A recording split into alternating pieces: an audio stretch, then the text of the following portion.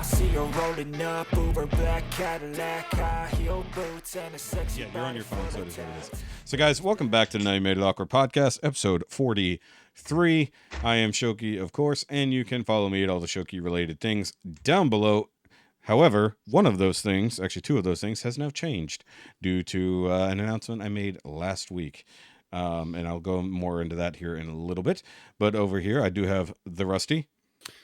Hey everybody, I'm the Rusty Mechanic. You can find me out there on YouTube land. I own Transformers Masterpiece Theater, where I do Masterpiece scale Transformers reviews. I also have a YouTube channel just of my own name, the Rusty Mechanic, where I basically do whatever I want. So you can follow me on both of those. I'm currently 9 subscribers away from 1,000 on my Transformers Masterpiece Theater channel. So Damn. please. You win a free Right. broken jazz if you get it. You get a free broken. No, you get nothing. Well, because you get sold nothing. your other ones, so you sold the ones that were given away. So. No, I still have the ones I'm giving away. So don't everybody Okay, panic out there. You're gonna make me lose subscribers, Shoky. Jesus, dude, you got 4 out of me. I mean, I don't know what you want. I don't know. You know. You only got 1 out of me, and that's the only one that counts. Because if I don't win, this thing is rigged. That's true. It's true. It's rigged like an Arizona election. Either way. So we do have a RIKKI down here as well. What up, y'all? And you can follow his work for Nerd Rage Radio, which, of course, also, if you would like to see how we ripped off Nerd Rage Radio, go listen to the Top 5 episode we did right before this. It was Top 5 Chick Flicks. Blatantly ripped off. Yes, so you can follow his work where he makes the promos for them over there on the Facebooks. And then, of course, 9 o'clock on Friday nights over on the Realm Hatton Project on the Realm of Collectors YouTube channel, where he is streaming at the exact same time that the It Doesn't Have to Make Sense channel, which is mine, is also going. So make sure I will never watch his videos. Well, you can't because you're busy on your own. So change your day. No, I existed first. I promise you didn't. Before Realm Hatton, I've been doing that channel for 2 years. Yeah, but you didn't exist before Realm of Collectors, which is the YouTube channel I'm on. Welcome to another episode. I don't know when did the Realm start? 8 years ago. Listen, okay, I'm 7. Welcome to another episode where Shoky and RIKKI can't agree on anything. Go ahead, guys. No, that's just we the both name of the agree show. you're a fuckhead. So, Ooh, shots fired. Well, I don't necessarily have that problem with our friend who hates the word y'all, but I will kill you both. What are you drinking, Rusty? I mean, with what, a baguette? Same thing I always drink. This is Bo's Lug Tread, a local craft beer from the area where I live. Dude, need to send me some. I'll send No, you you some. don't. Oh, would it be any good by the time it got to you? Gross. Yeah, use a shipper. All shook up and everything. In defense, it's not good when you get it brand new because it's still beer. No, so. do what I used to do. You buy U-Haul bottle shippers for wine, and then you ship it that way. It comes in nice and styrofoam and protected and everything else like that. Fucking Dude, gross. I used to ship beer across the country constantly. Y'all are disgusting. I will look into this. I can send or just go online and see if you can Google here. search and have it shipped to yourself from the beer place here in America that sells the same beer. I doubt if it. I could find that. I doubt it. It's a local beer. Does anybody need ketchup chips while I'm at it? No, if I want ketchup chips, I just buy plain chips and dip them in ketchup. There is that. Not the same. It's literally the same. You're right. It's not the same because the tomato ketchup is made from real tomatoes. Shout out to Christine right now. Christine, you leave a comment down below. Is dipping plain chips in ketchup the same as ketchup chips? Go ahead. It's not. It's better because it's real tomatoes, and the tomato powder doesn't taste exactly like real tomato. Again, you're wrong. But anyway. Mm-hmm. If by wrong you mean right, then yes. First of all dressed chips are better than ketchup chips. Anyways. 1,000%. I don't disagree with that. I hate ketchup chips. As a Canadian, I hate ketchup chips. Hate it. See, I don't even know if you're really mustard Canadian. chips. I want mustard chips. I might not be. Dude, it'd be funny if they did make them because they already have pickle chips, so you can make like ketchup, mustard, and pickle, and put it with like some other like protein flavored chip. So they do have spicy honey mustard combos, which are pretty decent. But there's a Gardetto's like trail mix type of situation that is also mustard based. So I've had the honey mustard one of that. Yeah, with the pretzel that's pieces actually really good. That. Yeah, but yeah, exactly. But not like Ruffles. Like Ruffles isn't making a mustard based chip. But like tomato pickle. Yeah, what RIKKI said, I would be down for as a mix in bag. Like I put sour cream and cheddar chips on sandwiches because it makes it taste amazing. Oh yeah. No, yeah. Sorry. Again, as an ignorant Canadian, do you have mustard chips? No, I'm saying they should exist. They don't. That is the worst idea I've ever heard anybody come up with, ever. You're no, crazy. mayo chips would be way worse. You know. Mayo I'm gonna let you in on a secret. All potato chips are mayo chips. What are you talking about? Have you guys never dipped your French fries in mayo? Oh, I absolutely have. I do fries, not chips. We're not being British about this. We're not being British about it. We're talking about actual chips. We call it fancy sauce, where you mix ketchup with mayonnaise. Crispus. Moist. Sorry. Moist. you gotta stretch out the M. Either way, fucking. But that's a hell of a derailment right off the bat. But it's fine. I like it. I like it already. And you think we're gonna be done in less than an hour? Speaking of derailments, yes, unfortunately, Ohio is still dealing with that, and they will be for a very long time. Actually, there have been more train accidents. You should probably stop giggling when talking about this. No, you have to laugh about it because of the absurdity that it's not being taken care of on the level it's supposed to be. Yeah, you know what? And actually, you guys commented. Where's Greta in episode 42? And I was wondering what because you said like there's a bunch of derailments that happen every year, which I don't discount. Yeah. I was curious what they consider a derailment, because I know that trains it's left the rails. Anytime a train comes off of the track, it's derailment. Yeah, literally. But and like I said, I mean it shifted off, but it's still like it hasn't, you know what I mean? Yeah. So that's what I mentioned in there. It could be like a couple cars just tipped over. Right. It could be literally one car came off the track. It's considered derailment. So literally it could be minor. Did it tip over is what I'm saying. Like, did it just jump off the track and it's still as long as it's off the track somehow, I'm considering that a derailment. But what he's talking about here is like derailments that have an actual accident. Like, so you can have thousands of derailments that have no consequences other than an annoying hour to get it back on the track. Right. You know, or it could be people died because they tried to cross a railroad crossing and got plowed by the train. And they're train worried goes off about the tracks. Because that happens. People don't realize that, like when they've had those few times where cars get stuck on the tracks and the train hits it. Train 99.9% of the time is going to come off the tracks for that. At least one of the cars is coming off tracks because something goes underneath it and pushes it off. Yeah. So the one thing is like a lot of times some of those derailments will happen because of sudden braking, and it's actually the back end that derails because of the inertia, not the front end. So that can happen a lot of ways. I mean, it could be minor things. You can have derailments in a like picture jackknifing in a semi. Same thing on the trailer on the train, but it has to come off the track to jackknife. Yeah. So I mean, if I had to guess without looking up actual numbers from the Highway Safety Traffic Administration, whatever it is, I can guarantee you there's more 18-wheeler accidents than there are train derailments. Oh, 1,000%. Just because there's more of them going at any given time. Well, because we also ignore trains. We don't think about them. But trains have a set track right? Whereas roads are everywhere, right? Well, Trucks are everywhere, right? To Ricky's point, right? So no, for sure. So odds are, and usually due to the same problem. Exactly. It's usually some other dipshit that causes the problem. That's why I hate the stat of more people die. No, less people die in the air than they do on the ground. Yeah, there's less fucking people in the air, you morons. Like, anyway. Well, I mean, technically you're probably correct, but there's a lot of passenger planes at all times in the air, except on that one day where they grounded every single flight. But here's the thing too, is I think the stat is also misled. That's like one of those clickbaity type titles, because it is one plane crash will take out 100 people. One car crash might take out one. You know what I mean? Yeah. So it would take more car crashes to get to that number. The fact that, of course, planes aren't flying next to each other in the sky 2 feet apart.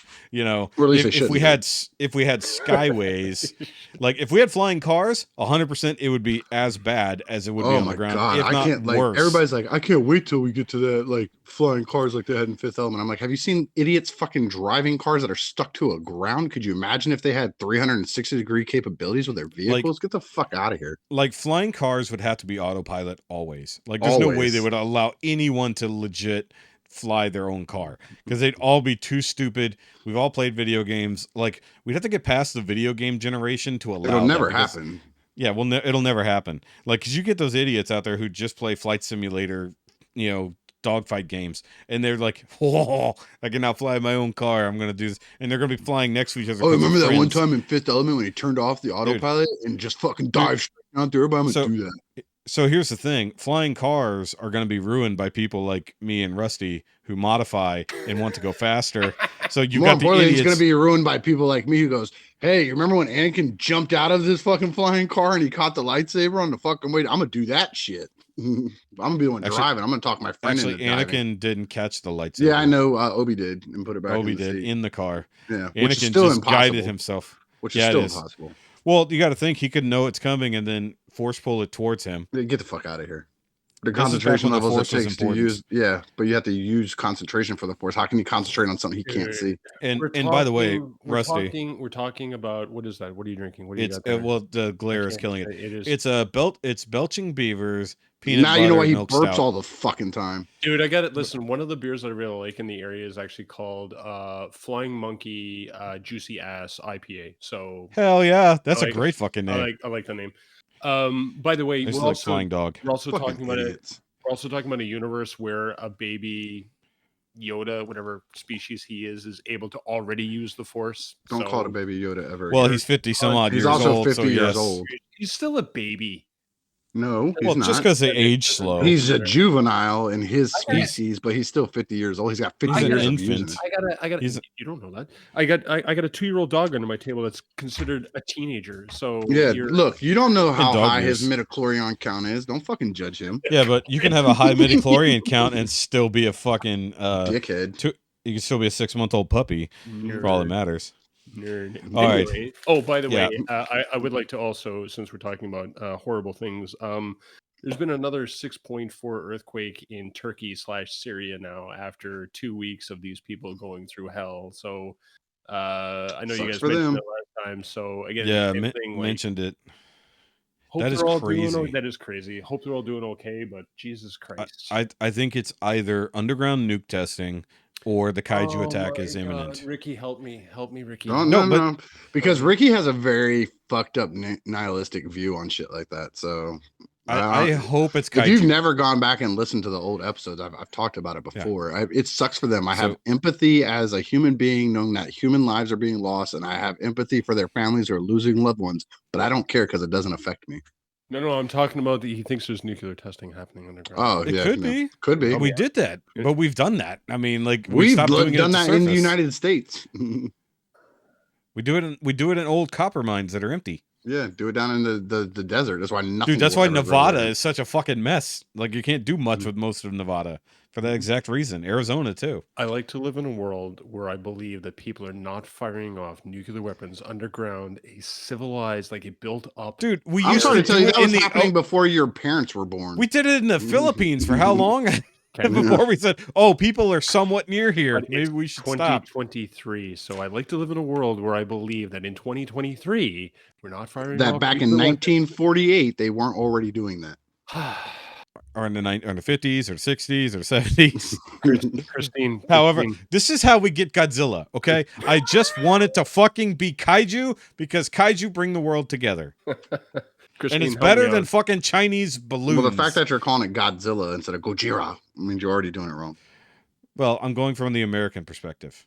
Yeah, the American Godzilla was trash, so I wouldn't go that. Actually, I like 98. I like Godzilla 98. I like the soundtrack to it. I like, yeah, with the P. Diddy. That one and he was going with at that point. The Wallflowers, Heroes, We Could Be Heroes. That was a good one too. Yes, yes, that was actually really good too. Dude, if you ever want to talk music, I'm not Bobby, but me and Bobby have had conversations. I'm not Bobby. Yeah, no, we're gonna do music one day. I'm close too. I like I've said it before. We haven't talked music much, but we need to. But first, we're going to talk about our weeks because we do have a topic I really want to dive into. So let Rusty run first because he was the one with the time limit. Well, we all have a time limit. I'm good. Don't worry about it. Go ahead. Yeah, we all kind of have a time limit. I don't. I'm off today and tomorrow. Go ahead. Well, I am too, but the wifey comes home at some point. So either way, I did sort of tease it earlier. So I did start a new Patreon or rebooted the Patreon for the Shoky channels, and I officially quit reviewing things. So Shoky Reviews has ended. What? Yes. After nearly 7 years, August would have been 7 years. I said I'm done reviewing shit because, frankly, it's not getting me anywhere. I like talking about the things that I get. I like the figures and stuff like that. But I get to do that with you guys. I get to talk about the cool figures. I get to have fun with stuff like that. Now, the thing I'm going to do and I've talked about this. I released a video last week about it. The end of Shoky reviews, as it were, which ironically has the most views I have had This in is a the while. end. The Yes, end I should have of played. the Shoky. Moment Damn of it! I should have silence. played. Moment of I should have had. silence. Moment of Yeah, silence so, to Shoky reviews. Moment of silence. no. So the channel is not done. The channel is just going to be reallocated, as it were. It's morphin time. It's gonna be no. Here's the it's Shoky time. So the thing is, like, okay, so I had Shoky reviews and Shoky reviews 2. So Shoky reviews 2 was all my action figures except for the high end ones. Now it's being absorbed back into Shoky reviews, so it's not going to be the it's mole. just it's going to be the only twin that survived. No, I'm going to leave it alone because I'm going to leave Shoky reviews 2 alone with whatever's on it, because I also have like a couple years of vlogs on it and stuff like that. So I'm just going to leave it sitting there as it is. But Shoky reviews as it is I'm no longer reviewing stuff. I'm going to be basically, I want to build stuff, but not review things. It's going to be the Shoky shop. Shop or the Shoky chop shop builds or something like that. But I'm getting away from Gundam as well. So in a similar vein, which is kind of sad. Yes, but I mean, Gundam hasn't meant anything to me in a while. Like model building, yes. Gundam specifically, no. And in fact, our good friend Sean is going to be purchasing some stuff from me for his own projects. Another guy who's ever so slightly been involved in the channel is buying some stuff. What's going on with? Is it Jerry that came on? Jerry came on a while back. Yes. Is he still around? He's still around. I just haven't talked to him a lot. Yeah, his work schedule gets really crazy, and then sometimes schooling.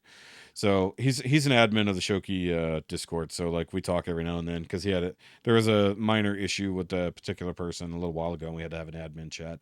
So either way, so like, in regards to that, somebody asked a question on the channel. No, the Discord's going to stay the Discord. I don't care about that. That's fine. It's its own community. Not that I don't care. My issue was I want to put it on your Patreon too, just like that other stuff. You have to be on the Patreon to get over here. No, I might do a Discord specifically for like other stuff, but the Shoky stuff will stay as it is. Gotcha. But I've also I want to build stuff like either the model kits or dioramas, because I want to dive into doing dioramas for my displays in here.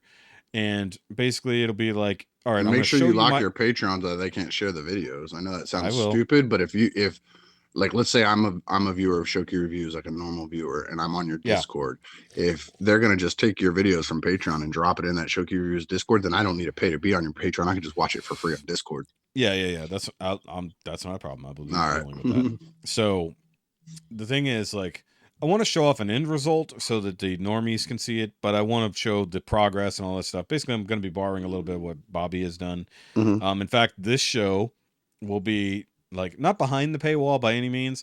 The regular episodes edited will be up like normal, but unedited, like completely unedited episodes, like every fucking thing we say will be up on Patreon. Unless one of us says, no, you can't play that. And unless there's something like really bad that needs because we still there's that one the lost episode. You still have that's going up on Patreon. Nope, you have to send me the links to listen to that one first. Now, dude, my voice is on there. I have to. The only reason we didn't make that public is because people weren't comfortable with it, but there's no reason for it to. I don't even remember what the conversation was. I said send me the links. It was just very similar to our conversation about racism last week, actually. So it was a racism conversation, is what it was. I thought we didn't put up we put up the gender one, right? Yes. Okay, that one went up. What I want to do with, at least on the Naimia side, is basically conversations we're not comfortable having on YouTube.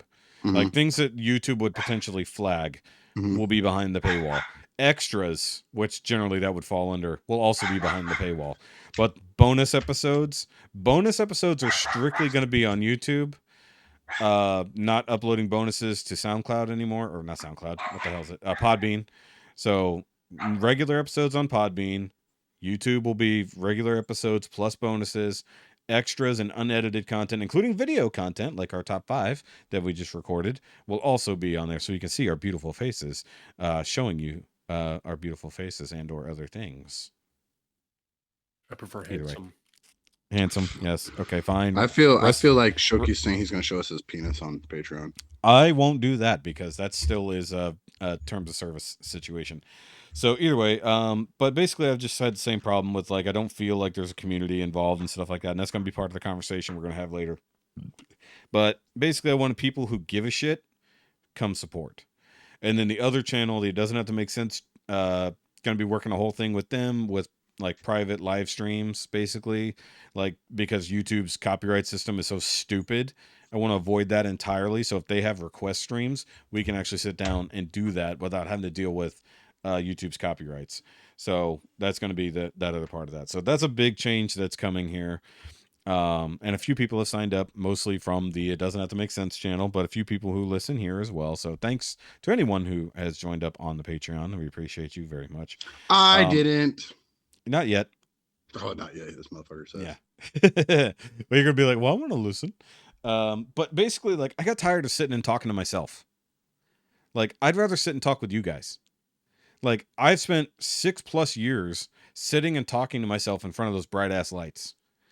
I want to talk to people about those things.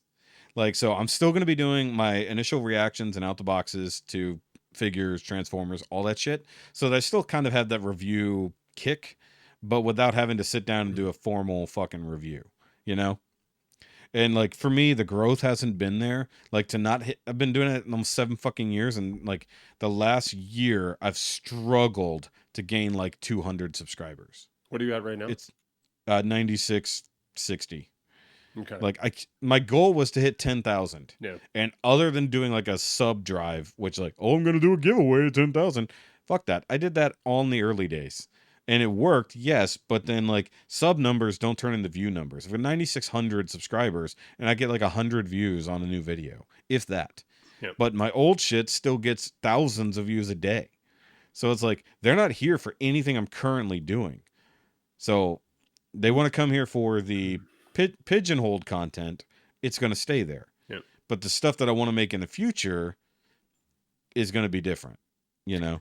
So like the brand will just slightly shift away from the thing. But when the channel was like all Gundam centric, sure, that was the most growth. That was the most views. And like, but that was also how I had the most community built around it to help support the channel. All of that is gone. That was going to be something I was going to ask you. Yeah. Was you were talking on your, because I watched your video. You were talking on there saying how no matter what, YouTube has you kind of pigeonholed as Gundam. Is that because of hashtags that are in your videos, like that still have Gundam tags and shit, or what? It doesn't even matter. It doesn't even matter about the tags because it can be the titles. It's clearly the thumbnails, all that stuff. Because like I always split my content between just general nerdy stuff and Gundam, but it was at 50-50. Like it was 50% Gundam and like 50% everything else. So at some point it's shifted to about 80-20, and then whenever I moved the action figures and stuff to the second channel to avoid COPPA laws, because that was the whole problem there. That's when it became so overblown it didn't even do anything. Well, some people really got hit, but normies like us, like me, Bobby, probably even Rusty wouldn't even be considered remotely. No, because they aren't going to do all that litigation against somebody to get $10 from them. Yes, but they wouldn't have people that would give them thousands of dollars. Yes, but it is also the fact of people who were legitimately doing the wrong thing, like actually advertising to children. Because one of the biggest Power Ranger channels in history got hit with COPPA things. The toy box thing or whatever. No, not Ryan's Toy Box. Ryan's Toy Box absolutely was breaking COPPA laws. That's the main reason it exists. But no, MMPR Toys, which would also be considered Bruno Mia. One of the longest running, I think they've been going for like 14 years or something like that, 15 years. The only other one I think that's gone longer is like Ranger Tube or something like that. But like they've always reviewed the toys. They've been involved in the Power Rangers community directly. Bruno himself was actually involved in the production of Power Rangers Wild Force. So like their whole channel has been Power Ranger stuff, but they put high level production behind it, like stop motion videos, you know, enacting scenes with the toys and stuff like that. But because it's colorful and exploding and all this stuff, they considered it children's content, even though it's collector's content. But because YouTube doesn't recognize the collector community as a whole, that becomes a big problem. So either way, that's why action figures and that kind of stuff moved over to the other channel. And then I put my transformation videos over there, so people had a reason to go over there if I was doing Transformers reviews. But I'm so tired of doing all that shit. Like that just sounds like you divided yourself too much. Well, I did, because I had to divide the content, because one was like completely unrelated to children's content, and the other was like far too borderline. Like, if it was going to be a problem, I wanted it on a channel that if it got taken down, it wouldn't be a big deal. You know, because the one channel making me money, I didn't want to fucking completely nuke due to all that. Bobby had that problem. MGO has that problem. I remember Balt Matrix having a huge fucking meltdown. I don't know if you follow Balt Matrix, either of I you. don't even know who that is, but I saw Imgo's crying video about Kappa. Yeah, so Balt Matrix, one of the longest running YouTube or Transformer YouTube channels, and dude, he fucking had a meltdown because his problem is that he reviewed like younger kid Transformer stuff. He reviewed everything. Like, so realistically, like some of his videos could absolutely fall under that stupid ass Kappa territory. So he like nuked half his fucking channel to deal with it. And like, because it was his full-time job, it was a big deal. Like, it wasn't never affected me. It was never going to, but you know, and nobody knew. Right. Yeah. So, but for me to just give up Gundam, I know a lot of people will be like, what? But it's your whole channel. It's like, no, it never was my whole channel. I've said for 5 years that if anything was going to go, it was going to be Gundam, because it'd be the thing that I run out of interest for. It's like Transformers, action figures, all the other nerdy stuff I do is like, that's a constant, you know, but Gundam is like, it's kind of a fair weather thing unless you're all in.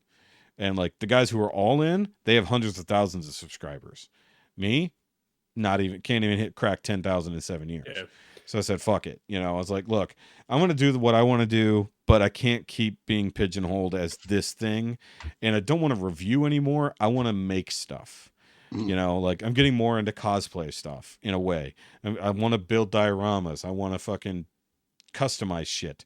You know, I don't want to review the newest fucking toy because I can't have the thing as fucking comes out. You know, you get these guys who have stuff the day before it drops, you know? Yeah. And they're reviewing it. It's like, I cannot compete with that. No. And like one thing, possibly a mutual friend of ours, you know, Jason Morgan, Patriot Primes. Yes, oh yeah. I was name. gonna say, Yeah. I remember the name. Yeah. Yeah, so Patriot Prime Reviews just now got into Beast Box 5.2 toys, Beast Box toys, right? And they actually featured one of his reviews on their Facebook. I've been reviewing their shit for 5 years. Yep. Never. It's not about who you know, it's about who you blow. You know what? And honestly, like I comment all the time about Kato. Yes, of Kato. all people, Yes. right? So And he's a nice guy. No, super nice guy, right? Yeah. And no offense to Kato and anything I'm about to say. Actually, I'm probably giving him kudos. But I was chatting with Kato at one point, and I was shocked. I think it was about a year ago, and I'll be honest with you, it was actually kind of the reason I stepped back a bit in the summer. There was other stuff going on as well, but yeah, whatever Kato is doing. And some of these guys are like this. They want to do it. So I'm not discrediting anything that you're saying, Shoky, right? You do whatever you think is best for you, whatever makes you happy, right? We had this discussion with Bobby too, right? We're obviously not doing this for shit tons of money, but there are guys out there who do want to do this as their primary job potentially, and they get somewhere with it. Yeah, exactly. Because I follow Kato. Yeah. I follow and him. I consider Kato and Deluxe Baldwin in the same boat because I see their content. I know Deluxe Baldwin. Kato's lumped in with Deluxe. And, I lumped them together because if you follow their Instagrams, they're so fucking close. Yeah. I don't know who developed the time-lapse transformation shorts first, but they both do it. And I have to see which one it actually is doing the thing. And like, it doesn't matter. But the thing is like, they're both on the social media game. Yeah. They're both on either the reviewing stuff and they've altered their content to really follow whatever is hot, whatever. Well, this is my point with Kato, right? So when I was chatting with Kato, was the thing that shocked me the most was that I realized that Kato and I started our channels at the same time, like literally within a month of each other, right?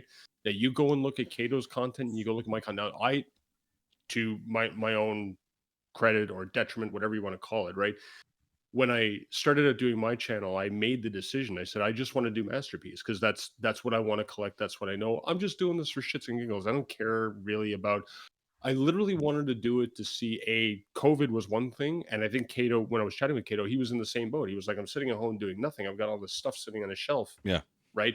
And I think his wife has a YouTube channel that's fairly successful as well. And he thought, well, I could do that too. And he kicked it off. So for me, talking about pigeonholing, I think I pigeonholed myself into the Master Beast line, but I was okay with that. I Sure. accepted that.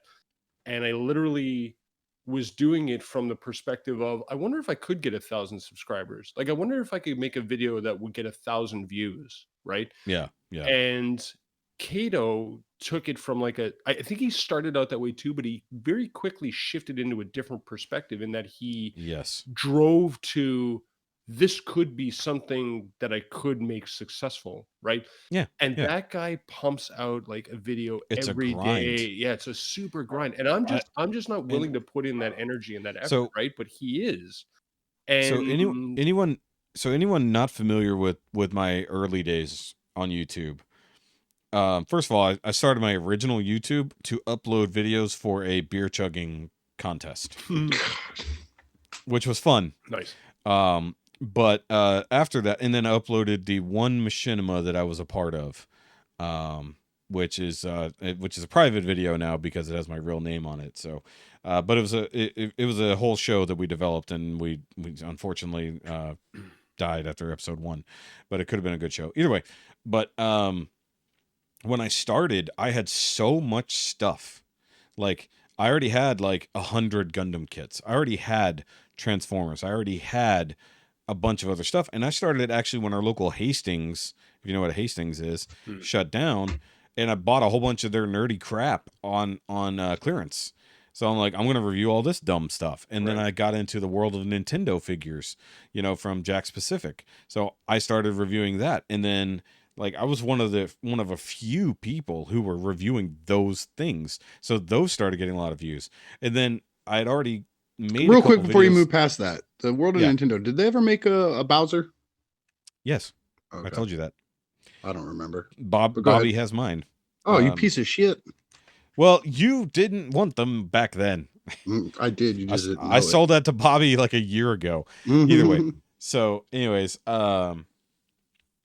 so when I started the channel, I kind of had the idea that I wanted to do Gundam stuff, but I didn't know what to do. And I was already doing like live build streams and stuff like that on Facebook Lives. And like, I hadn't considered doing YouTube, even though I watched Gundam building stuff on YouTube. Yeah. So if I'd actually started my channel when I started building, I probably would have been as big as some of the guys who started roughly the same time. Because you would have started earlier. But this is my point with Cato, is that Cato got into the game way late. Yeah. Just like I did. Yeah, right? yeah. Cato's but at the like grind. Yeah. Cato's at like 6,000 so- views. Does a video every day. But his grind is crazy. I can't do that. So that was the thing. It's like I had the free time due to my job. Yep. And I had the stuff to do it with. Yep. So I was putting out between 5 and 8 videos a week. Yeah. And then I started doing live streaming along with it. Yep. So I would do reviews, and then I had a whole schedule, and it was all Gundam, like, and then occasional nerd stuff. And then when Transformers got into a bigger thing, started including Transformers Thursdays, and then I started doing Master Grade Mondays for Gundam. Yep. And so like I had themed days, and then Sundays were like the live stream stuff and all this thing. But I also had a whole community in real life backing that. So that was a big deal. It's like, and then once all of that was gone, it just came to the point of, I don't care to do this anymore. Yep.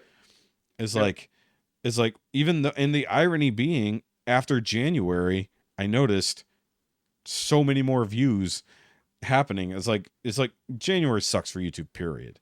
Like, that's when everybody goes on vacation because they know that's their worst fucking monetary time. But because I stopped doing reviewing for January, I had no reason to go back to it. I had a pile of fucking figures sitting here for 3 weeks. And like, figures I was excited about. And I'm like, I haven't bothered to even crack them open. Yep. And that's when I went, I'm done. Yep. It's like, I'm done with that. Yep. It's like, I still love the figures. I still want to collect the figures. I still want to do stuff around the figures. And I still want to talk with other people involved in that idea. But I'm tired of sitting in my fucking closet talking to them by myself. Yeah, you come out of the closet, Shoky. We're here to support you. It's right fucking there. And We're like, here to and here's the support you in thing. that. and I mentioned it in the video. Shut up. I mentioned it. I mentioned it in the video that I started resenting Gundam because of all the shit I lost around it. Yeah. Right. And I realized it's like, you know what? Became tainted. It's tainted. And I literally have 4 DTOLs, and then the entire top of my collection in here just is full covered of boxed Gundams. That was Gundams. crazy, dude. And the fact that I haven't bothered to put them on display proved to me that it doesn't matter anymore. It was weird to see that side of your office. It freaked me out at first. Yeah. I was like, holy, where the fuck? I don't ever see all this shit. And then I realized I saw Unicron sticking out from a thing. I was like, oh, okay. So that's where okay. So if you go back and you could tell the difference. So what is my backdrop now? It's all Transformers. Yeah. For the first 5 years of my channel, it was my DTOFs full of Gundams. Yeah. So that was a visible change. And I want everybody out there that's listening to this to take this, like whatever Shoky's saying here, take this to heart. Like, I mean, this is not we obviously we're taking time out of our free time. That's the other part of it. Right. We want to do this. We enjoy doing this. Like, don't get us wrong, right? But we have to take time out of our day to do these things, and sometimes it is a grind, and it does sometimes affect our joy of the hobby that we're all in, right? So we hope that we obviously appreciate the content that we're putting out, but when it gets to the point that it's no longer enjoyable for us, then we have to pull back and do what's enjoyable for us and hope that you will come with us, right? But but the question is like, because some people do it for the enjoyment, right? You know, you're here for you're here for the hobby of that. Yep. The other part of it is if you're doing it and getting paid for it, which being monetized for all these years, because I got in on the old system, so I got monetized right away. Right. And then the constant grind meant that I made money because I was churning out I was literally filming, no joke, 5 to 8 videos a day and editing them. Yeah. And then putting them out as fast as I could, programming the shit weeks in advance. That's annoying the fuck out of me, and I wasn't involved in all that shit. So, but the thing is, exactly. All of that was preloaded content because I had 100 fucking Gundams already. Yeah. It was once I had to get to the new stuff. Now I got to keep up with the new stuff. Now I got to follow the newest series. Now I got to buy the newest kits. Now I got to get that review up first thing. I got to get those fucking views. Except that everyone in Japan and Korea gets that shit 2 weeks before. Yep. And there's no way to catch those views. Yep. And when I had a friend in the same space move to Japan, and then now he's doing it directly. So he went from being a friend and a colleague to direct competition that I can never keep up with. And then when he started seeing me not as competition or even a friend, but as a resource to develop his channel more, I was like, dude, you don't even give a shit that you've left the rest of us who do this behind. You're only worried about you. Yeah. And that pissed me off. And I said, dude, fuck off. I don't even care about you anymore. Yeah. It's just like when he only cared about how he could be bigger and better than his quote unquote rival and didn't give a shit about bringing the 3 of us that were friends with him along with him. Yeah. See, the difference between me and all the other people that I've seen go around me is I tried to bring people up with me. Yeah. It's like if I've had several friends start YouTube channels roughly the same time, if not after me. And what do? I fucking grab them and I bring them in. Like, look, I'm here. I'm established. Go subscribe to this fucker. Like, and now we're going to do shit together. I'm going to do shit on your channel. You're going to do shit on my channel. We're growing fucking together. Yep. Because I've been left behind by shitheads. It's like, I don't want to do that. See, and and I joked previously, I think, about I've turned into an internet whore, right? I'm all over. You are a whore. Right? I am. Like I am. Right? You are. I'm on this. I'm on. You know, I jumped in on Pake's Pake for Life. If you guys don't know who that is, but another Transformers review, right? Everybody knows who Pake is if you collect Transformers. Yeah, exactly, right. So Pake started a chatter day, so I jumped in on that. I was like, that's a fantastic idea, and it's a similar idea, right? Is that we just sit down and we just chat about shit, right? I was like, that's a fantastic idea. I want to help with that, but to be fair, plug. To be fair, to be fair, Ricky. Okay, there we go. First of all, don't tell me when to say to be fair. Fuck it. I will tell you. Anyway, he was waiting. I am the type of guy that I I like helping people. I like helping people be. Rusty, we just did To Be Fair, and you didn't say it. I said To Be Fair. I kicked it off. So no, he just did it It's again. okay. It's okay. Oh no, fuck that. He wants to call me. I'm gonna call him out. Fuck you, Rusty. Just I did it. Hold on. I gotta take a quick sip. All right, I'm calm again. So I'm the type of guy that I like to help people be successful, right? So when Shoky said that, there was a space, I was like, I'd be happy to jump in and help you out.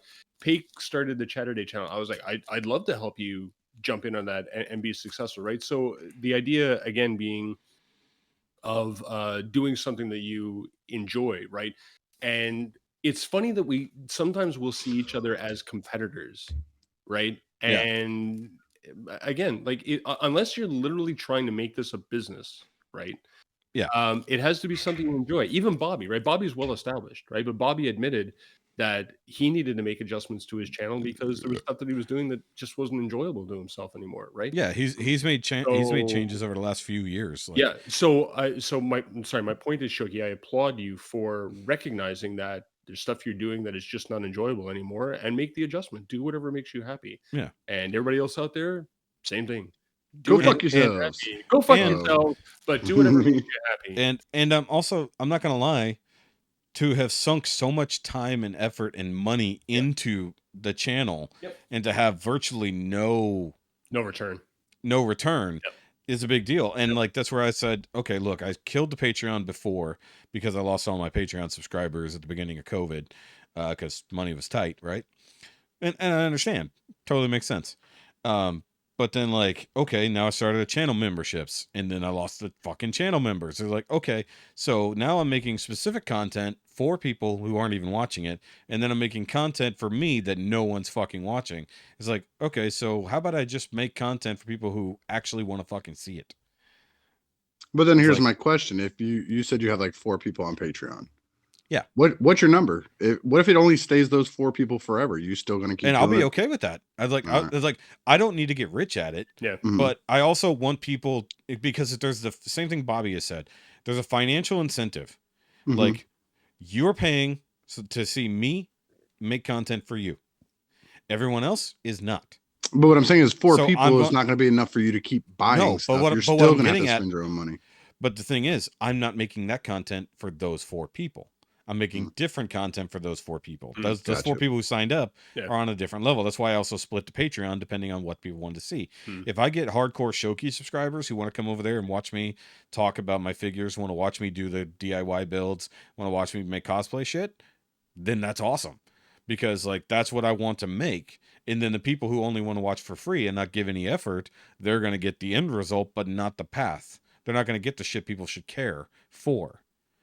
It's like, they're only going to get the end result, but they're not going to get anything in between. And they're sure as hell only going to get like 1/5 of the content that I'm going to make. Yeah. Because they're paying, like the other people, they're going to pay for it. They're going to make sure that I matter enough to them that they have a financial incentive. And because they're paying for it, then it matters to me to make it. And like, whether that's 5 people, whether that's 4 people, the most patrons I ever had was 6.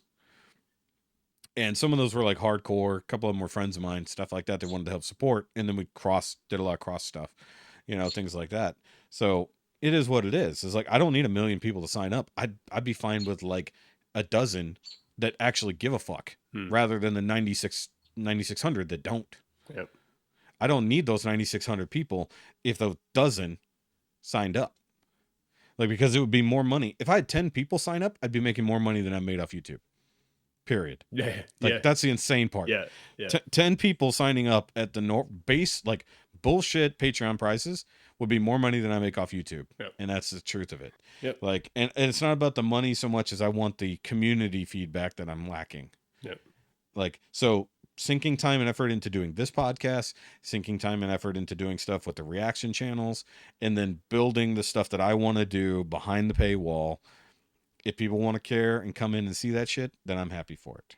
And that's what I want to be. I want to be more happy with what I'm doing, because the wifey has definitely not been happy. You talked about that, giving up time and effort. Me coming in here and trying to do hours worth of reviews when she's home because there was the one time I had time to do it, then I'm taking time away from her. So she just wants you to get it over with and come out the closet too, huh? She wants me to come out the closet and spend more time with her. So yes. But I mean, like y'all gonna go shoe shopping together? No. Well, Gonna go watch. No, but hold on. First of all, I do all her shopping anyways because she can't make a decision. I pick her clothes out for her because she can't please, decide. dear God, tell me you're picking up what I'm fucking with you about. I know exactly what you're saying. But because you are just turning into it. I'm like, oh my God, it's getting worse. No, I'm giving you the reality of it. She has like, no honey girl, with those base highlights, we know you don't know nothing. Rikki, as much as I love my wife, she has no concept of fashion, what goes together, what colors work. And I finally got her. Girl, you're dressing like a summer when you're totally a winter. Dude. You laugh. But like in the early days of our relationship, when I'm staying at her house and she's getting ready for work, this has gotta go. This has gotta go. Yes, I fixed her fucking outfit. I'm not joking. I'm like, literally, she's like, because how many guys will tell their woman that outfit doesn't work for them? Me, like, my wife knows not to ask unless she wants the honest answer. That's exactly right. I was honest. I said that doesn't work, and then I told you about the Batman one I hit her with the one time, right? Yes. Yeah, I like you. I'll get her on here. She'll tell you that actually fucking happened. Yeah. All right. So all that other shit aside, all the YouTube shit aside, real quick, I want to bust through the rest of my week. So I did do out the box reactions. I did do out the box reaction for the last Ronin unarmored version here. Mm-hmm. So you guys can see this on screen here. No, really, I can't, 'cause I have my phone. Well, you can't see it, but Rusty can. It looks good. Looks like a Ninja Turtle. If you say so. Yes. So he, and then he comes with the broken sword. But the thing I was actually really happy with was this Alf. One. Yeah. Dude, this Alf is better than it has. Okay, okay. Keep it up there because I'm turning my camera on for that because Alf is on my radar. So Rikki, get this Alf. It looks good, man. Hold on. Goddamn fucking phone. So here's the thing. Fucking technology. All right, hold it up again. Okay. Third time. Yeah, come to your left. Nice. Like over here. Rotate your phone. Nice. No, he's doing it because of the light. Very nice. But no, okay, so the molding, amazing. Painting, amazing. Articulation, surprising. But you can't say amazing because you told me that was one of 3 that came out good paint-wise. So, of the ones that I found, yes. Yeah. So, but that's only because this little the belly section here, didn't have the final wash on the other 2. But the rest of it was fine. Sorry, if you can just do a quick paint wash on it, no problem. You have 3 copies of this thing? No. In the store. I looked at them. Okay, gotcha. So because NECA actually believes in having windows on their toys, unlike fucking Hasbro, you can see which fuck Mother Nature. What are you talking about? They have windows, they just don't have the plastic. Yeah, exactly. So the fact that it has like hidden dual hinges on his fucking elbow is beautiful. Nice. Like they're pinless and they disappear when you bend his arm, like completely, like the way they did the fur. This is how you do fucking plastic fur on a furry creature, Hasbro. Fucking pay attention and fix your goddamn Wookiees. Yeah, well, how much did you pay for that, Alf? Was he 30? 30, and you can get a Wookiee same price you're playing for a deluxe Wookiee. Yeah, at this point? Wookiee you can get for $19. So I mean, that's the difference. $19 my ass. I don't know. I don't collect Black Series, but they used to be $19. No, dude, Black Series is like $26 now for a base model, and they're doing so many deluxes that they're fucking like $35. The only thing I don't like about it is his mouth can't like squish totally closed like the puppet could, but it gets close enough. But like it comes with all the accessories, comes with the fucking shirt that he wore in the cartoon. It comes with the fucking sunglasses. It does come with a cat sandwich. Oh my god! It comes with a picture of his mom. Completely forgot there was a cartoon. Yeah, the cartoon. Yeah, where he's Gordon Shumway. Yeah. So it comes with the actual soft goods shirt, which is really good. It comes with a fake Pepsi can because NECA doesn't buy the licenses to their brands that they do that. So it's like Fesco or something. It comes with a bowl of slime balls. Like I forgot he would do the slime balls because I thought it was broccoli. That's where he hawks up the he hawks up right? Yes, basically. And then he's got a bowl of popcorn and some sunglasses. So it's like the only and one thing, we talked about unnecessary. No, we have never talked about that because I don't believe in that. That's easy. Unnecessaries. Unnecessaries. Sorry. No such thing. For the price that they're paying me, all the accessories are necessary. Hold on. How much have you had to drink? Unnecessaries. Okay. Like it's easy. Unnecessary. Unnecessary. I can say it. You're trying to say unnecessary instead of unnecessaries. Yes. So either way, but my point was, I would love to just have a second elf with no extras, just hands, no extras, like so that I can use one doing one thing and then one doing another. Yeah. That's the one thing I wish NECA would do: sell me a base model figure and then hold the other accessories. Again, it won't happen. I like the idea you had before of if you're gonna have all these extra accessories, sell it as an upgrade pack. Yeah, sell me just the figure. They already do that with the turtles. I have some of those. They don't do it for Transformers. Yes, drive me nuts. But in this case, like, okay, never. so like, I will never agree to that, sir. Okay. So I don't know if you guys have noticed that NECA is now doing like much smaller packaging for a lot of their stuff. Mm-hmm. So like the newest Ninja Turtle cartoon stuff comes in like a little bitty box. Like they have the what is the Slash? So they have like a Slash, but he's in a little box, and then Renette is in a small little box. Their Gizmo, their newest re-release of Gizmo, comes in a small box. You know, it's not the full deluxe, but he comes with the extra faces and he comes with hands and stuff like that. I was like, you're just one step removed from just giving me the base figure and like the hands, and I'll be okay with it. If you don't have to change the expression, like Alf, he doesn't change his fucking expression. His eyes don't move. He opens his mouth. He opens his mouth. It's like, all I need is a different hands. It's like, give me a and actually, that's not even show accurate, because if so, there'd be an arm sticking out of his ass. That'd be true. That'd be hilarious. This is the. That'd be funny if it was an accessory that you could do that too, and then have somebody else holding them like a fucking ventriloquist dummy. That'd be awesome. Disturbing. So, on I'd top put of him that, on Bob Ross. Yeah. So that figure, that all that aside, that figure's great. I did open Hudson as well, the Gargoyles Hudson. Yeah. He's really good. That's another one where I wish you could get a base model figure and then buy the accessories you want, because it's like, okay, he's got all this cool stuff, but like, I kind of want a little bit less. But I don't agree. Not for the prices. No, I mean, but lower the price and give me less. It's like, to give me a $20 figure, but I don't need a whole bunch of bullshit, you know. Okay, on top of that, I shipped a bunch of my stuff that's sitting in my pile of loot, but I'm waiting on the rest of the Thundercat statues to come in at BBTS. But did either one of y'all do the Thunder Tank? No, because I couldn't justify it. No. But the other thing, I just got this yesterday, and a random suggestion on fucking Amazon I didn't know existed. So this is Mighty Morphin Power Rangers hardcover collection, but this is year 2. So this starts out in the when they got blasted to the world of the coinless after their first interaction with the Black Dragon and Draken. This is really random to find on fucking Amazon, because this was one of the limited edition ones. I was like, what the fuck? I was like, how did I find this? And then like volume or year 1 is everything that came before that, and that's actually got the Green Ranger cover. Can't find that one yet, but I snagged this one on discount, like, and got it in one day. I was happy, and pre-ordered the Go-Go Power Rangers Volume 2 along with some other shit, because Amazon's actually pretty good for fucking comics and hardcovers, so that's what I've started doing. But the fact that I got that, like, I saw it and I was like, fuck it, needs to go in the collection. I was happy. But that's basically all I've got recently. I'm just waiting on that box to come in from BBTS. And I guess, like, the one thing I guess I could still do on the channel, I could still do in the kitchen with Shokies, where I do my unboxings and shit come in, you know. You have long-ass unboxing videos.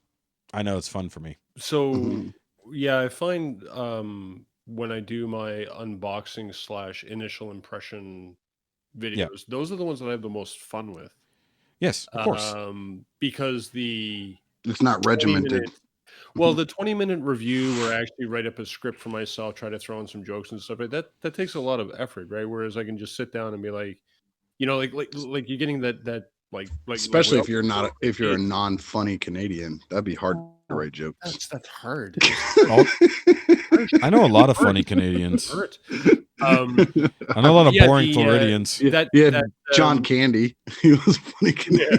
I am not John Candy. That is Norm Macdonald impression, even when we were kids, right? Where we were like, open a toy for the first time. Yeah. Right. It's that type of, you know, feeling. It's very much that Christmas morning feel. Yeah. It's the endorphins of opening it. Yeah. Yeah. So I totally get what you're saying. So that's why I'm keeping the out the boxes on the Patreon, so I get that initial rush. Rusty, I'm just joking. You're funny. No, I know, buddy. I know. Funny looking. Ha! Saw it Just coming. like your mom. Okay, there we go. So You know you can't get me with mom Just because jokes. it's true. You can't All get right. me with mom jokes. So That's a logical fallacy. Just because she is funny looking doesn't mean you're not. I mean, you could get him with moms, but she'd have to be hot. Either way. So on top of that, watching stuff. The Last of Us, watched the recent episode this morning. I'm sure we'll talk about that very briefly. Definitely went and saw Quantumania, Ant-Man and the Wasp Quantumania, which you just went and saw. So we'll try to talk about that. Both. I have not seen. So we can do a Quantumania when he's gone. No, I don't do non-spoiler. Fuck that shit. I'm going. We're going tomorrow night with a friend of ours. So we'll just save it for. We'll save it for next week. Yeah, exactly. Yeah. Yep. All right. So we'll save Quantumania for next week, but we'll talk the last. Ant-Man dies. He does. Okay. No, wait. No, hold on. Help me on here. Go ahead and talk about it, but don't spoil it for me. I'm just kidding. I haven't had a chance to watch The Last of Us, the last episode. Oh, so you haven't watched the latest episode? No, okay. I haven't seen Ant-Man dies. He pops into that. No, it's a really good fucking episode. Not gonna lie. So we'll just briefly, really good episode. It was not a really good episode. It was a good episode. No, I considered it a really good episode because like the acting, the pushing the story and the characters forward, especially like the emotional growth that they've gone through is finally on screen instead of like pushed to the back burner. I think parts of it were really good, but like the part with Tommy and stuff kind of let me down a little. I don't know. I felt that was a little too forced. It's a change, but I actually appreciate that. Well, but the thing is that Tommy has changed and Joel hasn't. No, but Tommy hasn't changed because remember Joel's description of him earlier when he was talking was Tommy is a follower. He goes wherever he thinks he's going to be safest following somebody. And that's still what he's doing. Who the hell is Tommy? The brother. Tommy's his brother. Oh, the one from the very first episode. Right. The guy that they're going to go find. Right. So, gotcha. So the only thing about this episode that is actually wonky is the fact that they go to Jackson. Because Jackson didn't exist in the first game; it only existed in the second game. Okay, listen, I'm gonna jump in right here. So, because I listened to the previous episode, and this is for everybody, not just you, Shoky, but everybody. Everybody's gotta. You guys are gonna kill this show if everybody on the internet continues to berate silly shit. This thing does not follow the game exactly, and blah blah blah blah. This show is fantastic, and you got to get over this bullshit. This is excellent writing, excellent storytelling, blah blah blah blah blah. I have not played the game. I will admit that I've not played the game. Neither have I. This show is one of the best shows out there right now, and you guys are gonna kill it. Go ahead. Well, here's the thing. I'm not complaining about the fact that it shows Jackson. I'm saying that that's a fact. Jackson they show it earlier than it should be in the story. Because it should be in season 2. Which we've already talked about them blending her personality, so they're probably just blending other stuff too. So they even said that like story-wise they just kind of push that ahead like a little bit because apparently in the first game you go to the dam that powers Jackson and you get that power started up, but you never go to the city. You continue on your journey from there. So you never actually go to the city and have these interactions. So it's another change. I don't care that they changed it. It's just like that it's gonna be silly arguments about I hate Ellie because she has a top knot instead of a side knot. Like that shit. No, I just hate her hairstyle in general. But I will tell you this. Hold on. I will tell you this. This is the closest to the Ellie that I know. The one they showed in this episode. They finally, because they actually, like I said, like it seemed like her early character flaws that were seemingly coming from the second game actually were like a front, and like the real Ellie we should know is actually still there. But I like that the next episode trailer wise is the DLC from with Riley behind. So with Riley, so that's actually kind of cool. I predicted that they would do that. I never played the DLC. Series. I haven't played any of it. But either way, good episode, really liked it. And like I think the major complaint is that there really aren't enough infected. There aren't enough zombies. It's like I feel like we're gonna get more at some point, but it feels like but the game isn't about zombies. You don't but there are a lot more in the game. You spend more time fighting other humans than you do zombies, I think, in that game, if I remember correctly. True, but you go through huge areas of because you fight raiders and shit like that the whole time. Yeah. But the fact that you're not fighting off infection due to spores through infected areas, even if you're not fighting any infected, they change the whole story because now you are dealing with more of the human aspect. Again, if something like this was to happen in the real world, it'd be closer to this show than it would be to the game. Probably, yeah. Agreed. Or the game would be 100% correct, and we actually wouldn't even survive. And nobody would survive. There'd be 2 people Yeah. walking around that were immune to it, and that'd be it. And then they mate, and then we have Adam and Eve. Unless they are very gender specific and they don't match. This is also true. But as far as I've been told, other people can have babies. Mhm. So speaking of at least video game stuff, I had an issue with my PlayStation. That's what you get not for Ricky's- laughing at me, asshole. Not anything not to do Rick- with the splitter. It has nothing to do with the HDMI cable. Oh, and to answer your question, Rusty, real quick before you move past it, because you just brought it up and I will forget. It wasn't the fact that I forgot I plugged it into the splitter. Yeah, it was the splitter came unplugged from the TV. No, I know, Yeah. but I was surprised that you didn't take it off the splitter and just put it back into HDMI 3 to see if the PlayStation was still. Oh, the first one. Yeah, I didn't even First think one, about yeah. it. Like I got Yeah. so mad that it happened. Like my Yeah, I brain hear kind of you. went into shut He down. raged. Fuck this I- shit, Mo. Yeah, I hear it. Anyway, So my problem is actually not with the PlayStation, but with the controller, and I've got some really bad fucking joystick drift. So the left joystick is like really fucking drifting like hard to the left. So we started playing a new game that I downloaded this weekend called Power Wash Simulator.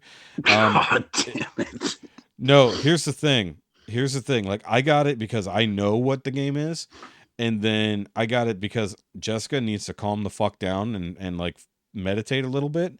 And this game very much like allows you to just calm and gives you the satisfaction when you fucking clean things, as weird as it is. Or just go clean real things. Well, yeah, but then you have to own a power washer. And say just go wash dishes or something if you need them. Yeah, but it's different. But it's different because like video games. See, that's the type of video games that drive me nuts. That was like no, it's I remember PS2 era. I was like, this is the end of civilization right here. Is when they released a paintball video game. Yeah. I'm like, people now don't even want to go out and shoot at each other. Now they'd rather sit at home and play a simulated shooting game, shooting at each other. We already had that with GoldenEye. Yeah, but I'm saying that's real guns. You're not going to run around with real guns shooting at other people in the real world. You can go out with a paintball gun and shoot at somebody. You know the game that I played that made me realize so that civilization was coming to an end was Sims.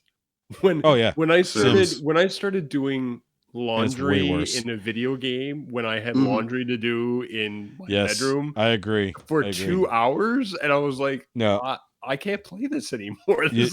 No, you know what did it for me? Farmville on fucking Facebook. No, it's same. Yeah, that's the end of civilization. Oh my god, dude! When I realized that I made a spreadsheet for the breeding schedule of my sheep so that I could get specific colors of sheep. I went too far. I'm not joking. Yep. It went too far. So, but either way, with Power Wash Simulator, I mean, it's a real easy game. It's a first-person shooter, for lack of a better term. But the problem is water at a house. You're shooting water at whatever, like vehicles, houses, whatever. Lara Croft's Mansion is the DLC right now. This is the dumbest concept of a game I've ever. But but the thing is, it is it'll be super a number one fucking relaxing. seller. So many people will buy that fucking game, and it's cheap. It's cheap. It's like a $20 game. They're gonna put out like 10 different versions of it. They're gonna have spray paint simulator where you can paint your car and paint your house. But the thing is, like, because certain types of dirt, certain types of messes require different nozzles to spray it out, or soap, or whatever. I have a pressure washer. And you have to upgrade throughout the game because things get harder, the levels get larger, it takes longer and longer to do shit. No joke, after she went to bed last night, I spent another 2.5 hours cleaning a fucking gnome fountain. Because I had to fucking like it is very calming, like it really is, like, and for her, like, other than when I was watching her play and getting extremely frustrated at her inability to use 2 joysticks to fucking steer herself. But then again, knowing now that there was such severe drift in it would explain why she was having such a hard difficulty. So I went and bought a new controller yesterday. Before you did that, did you do the reset on it? Like I did all the things. Because I remember back in the day, PlayStation 1 and PlayStation 2, like if you were holding a button down when you started it up, then it would be stuck that way digitally. It's not that. It's a physical issue. I got you. Yeah, I had something similar with an Xbox controller after, but it was like a year into playing Call of Duty. Did you get your black controller or did you buy another white one? I got another white one because the black ones are sold out everywhere and I needed one now. What color? You should tell me. I got them at my GameStop right here. No, yeah, I'm not going to ship it across the fucking country. It's not across the country, dude. It costs like $5 to ship it over to you. It's one state over, isn't it? No, it's 4 like states 5 over. states. Yeah. Yeah, your country's. But the not that point is, big, it would though. take days to get here, and I literally needed it yesterday. So I Why? fucking got it. So I got it because it's fucking unplayable. Like It's we're a fucking playing the game. controller. It's a game. It's a console. You don't need it. Yes, he did. Either way, but the point is, I didn't have any issues with God Yes, of he did. War. That gnome fountain wasn't going to clean itself, motherfucker. It wasn't. Because apparently, dude, and I'll tell you what, I don't know what happened to that fucking fountain, but that shit did not look like dirt. That looked like fucking stained blood. Like Ran what through somebody's asshole. Look, I mean, it's not little either. I mean, this is like a multi-story fucking like 30-foot high fountain. It's fucking ridiculous. And, like you got to use the ladder to get to the second level of it. Then you have to jump off the fucking gnome to get to the top to fucking clean that shit. It's fucking annoying because you couldn't bring the ladder up to the third level or the second level. But either way, like seriously, like, and the funny thing is there's actually lore within the game if you're paying attention, but it's still fucking silly. Like apparently like the town that you're in, that you've started this business is active, like has an active volcano that is covering everything in fucking soot and everything. And like the fact that you're getting more jobs because shit is getting worse is actually part of it. So like there's a weird like doomsday scenario happening in the background of the game. But either way, the fact that it's helping her is great. My biggest gripe about it, and is a big gripe about modern game consoles, there's not a lot of local multiplayer. Like there's a lot of games that are first person shooters and whatnot that you cannot play 2 people on the same fucking console on the same screen. And like there's a co-op version of this game, so if Ricky got it, he and I could play. Fuck you. No, I'm if just you saying, bought it for me, I wouldn't get on there and play. But what I'm getting at is the co-op play is only over the internet. And actually they have introduced cross-platform play as well, which is actually kind of cool. So like, but I think it's specifically between Xbox and like the Steam, like you play it on the PC. Oh yeah. You can do it that way. I don't think they've done, because it's available on all consoles now. Because I was thinking like, okay, can I get it on the Switch and then she can play it on the Switch and we can co-op that way, you know? But I don't know if it'll work that way. But that's my biggest problem is like, because I think it has to have the whole fucking world all at once, that it makes it impossible for you to do it multiplayer on the same screen. Like it's just too much to render all at once. Hey man, what you doing tonight? I'm getting drunk, spray washing this fucking mansion. When you jump on with me? You joke. I know you joke. I know a fucking podcast based around this game. God because they basically they play a level together. People and he has, you know, the host brings on a guest. They play whatever level together and they just talk, you know, questioning about stuff the whole time, because it gives your brain something else to focus on. So you're just talking and you're relaxed the whole time. It's actually really cool. But either way, I think that's essentially it, because we're not going to talk about anything else but that. And then of course just watching Castle, but you know, nothing else going on. Oh, shit. Amazon should have come by now. So the only other thing is, I had to order some audio splitters to hopefully allow me and the wifey to be in here and have audio at the same time. Is she going to go to the closet with you? No. That's not the question I want to ask, Ricky. The question I want to ask is, are you sure you're going to plug it in properly? Yes. Splitters. So I know how to make sure it's all the way in the hole. All the way in. All the way in. That's what she said. It is. Cool. Actually, she's like all the way. Is it in there yet? She said not that far is what she said. Wrong hole. That's been said too. Either way, moving on now that it's awkward. Oh, you know you're not Canadian. You don't get to fucking get away with that shit. You know what I forgot to mention earlier, by the way, during our top 5? I'm just going to go back to that for a second. But did you know that Mickey Rooney was in Breakfast at Tiffany's? Yes. As a Asian man? Asian guy. Yeah. That's fucking horrible. Thing. It's a big, huge fucking thing. horrible, dude. Okay. Good. It's a big, huge thing. Wait, was that Mickey Rooney? Or it was Mickey Rooney. I looked it up. I thought that was Jerry Lee Lewis. No, Mickey Rooney. No, Jerry Lee Lewis did in his, or not Jerry Lee Lewis. Jerry Lewis did it. Jerry Lewis, sorry, not Lee. Jerry Lee Lewis was Great Balls of Fire. Jerry Lewis did it in one of his own movies. Singing Ricky. That was bad. That was really bad. You shake my nerves and you rattle my brain. It's not singing, you're just speaking it. I could have done that. I mean, I was rapping it. Were you? I mean, that's all it is just talking to a beat. Anyway, So my It week talks about was speeding. so I haven't seen The Last of Us yet. So I thank you Kara guys talks to a beat. very much for not spoiling anything for me. Christine, I'm very sorry that I'm ruining this episode for you. You're a piece of shit, Rusty. I am a piece of shit. I am. It's okay. We talked about it. I did watch Picard though. Picard season 1 or season 3. Oh, you season got 3, time to episode wait. 1. You got time to waste on Picard, but you couldn't watch The Last of Us. Okay. Picard came out at midnight on Sunday, and I have to wait until 9 when I'm going to bed because I'm older than the rest of you guys. So The Last of Us comes out at like 7 o'clock on Sunday. It didn't show up in my stream until like 9. Oh, you know what? Because I have to use a Canadian. Oh, that's right. But 9 is still before 12, no matter what fake country you live in. Sure. Okay. Picard, it kind of kicked off like basically another episode of The Next Generation, which Dude, they went hard in that too. Like the font on screen, a lot of shit. Everything was. You know, this is the last season too. They're pushing that. Well, they're just they said they're going to do 3 seasons. So, but they use the classic music though, right? So they went. You're exactly agreed. They went all in with everything. Now, I was watching the episode and I kept getting these weird sensations in the back of my brain. Like there's stuff happening that could, because I feel like the timeline's been altered now, right after season 2. But I honestly couldn't remember what the fuck happened in season 2, other than we ended up with a new Borg queen and they're part of the Federation and whatever. By the way, R.I.P. Spoiler alert. Spoiler alert. Sorry. Because the Borg, the actual. Because this episode was dedicated to her, the actress who played the Borg that's queen. right. That's right. She died. Yes, they did dedicate that to her at the end there. So I mean, the episode was fine. You get the new Titan. Again, I just kind of thought, are we just rehashing another season of The Next Generation, and that's how we're going to end it off? Which, again, I'm not even sure I'm bothered about. I think I'm okay with it.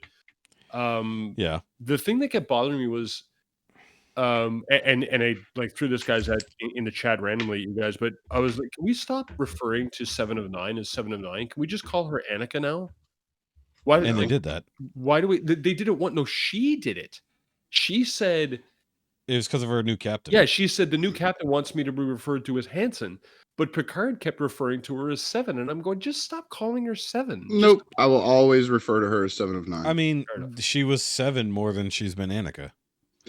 1000%. She's out of the Borg now, so just I would. She was out of the Borg when she was 7 of 9. Fair enough. I would prefer. You're never out of the Borg entirely. Didn't know what her name well, was. You're out of the Borg. The Borg's never out of you. They didn't know what her name was until later, until much later in Voyager, right? So anyway.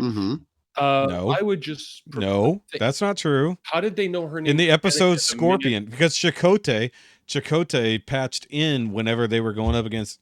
He said it was in Voyager.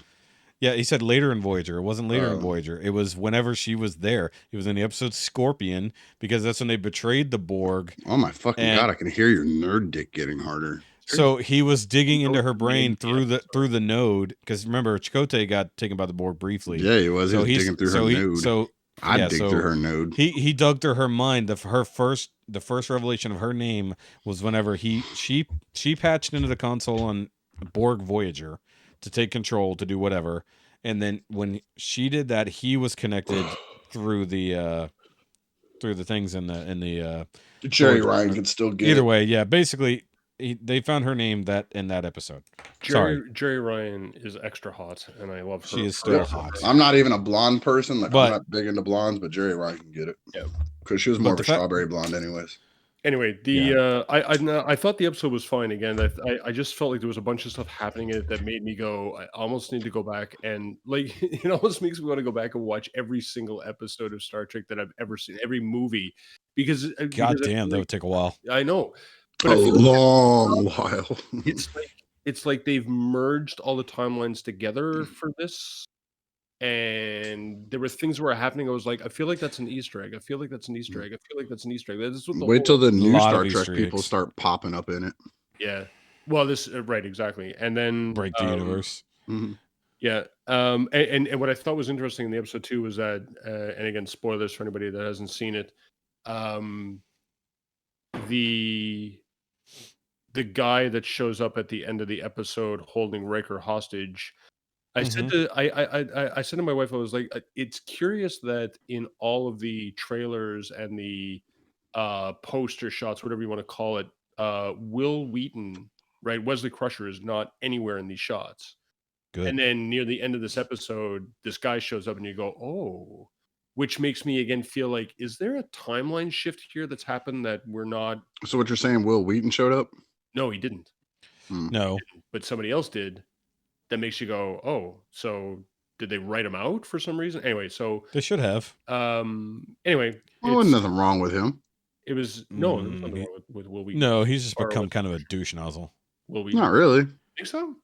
Yeah, he's kind of a douche nozzle. Okay. He's hilarious on fucking Big Bang Theory. Big Bang Theory. Yeah, love him. That Which he's playing a big douche nozzle. Irony. That episode with Mark Hamill and him in the same when the wedding was happening. Oh, The wedding. my God, such a good episode. Anyway, moving on.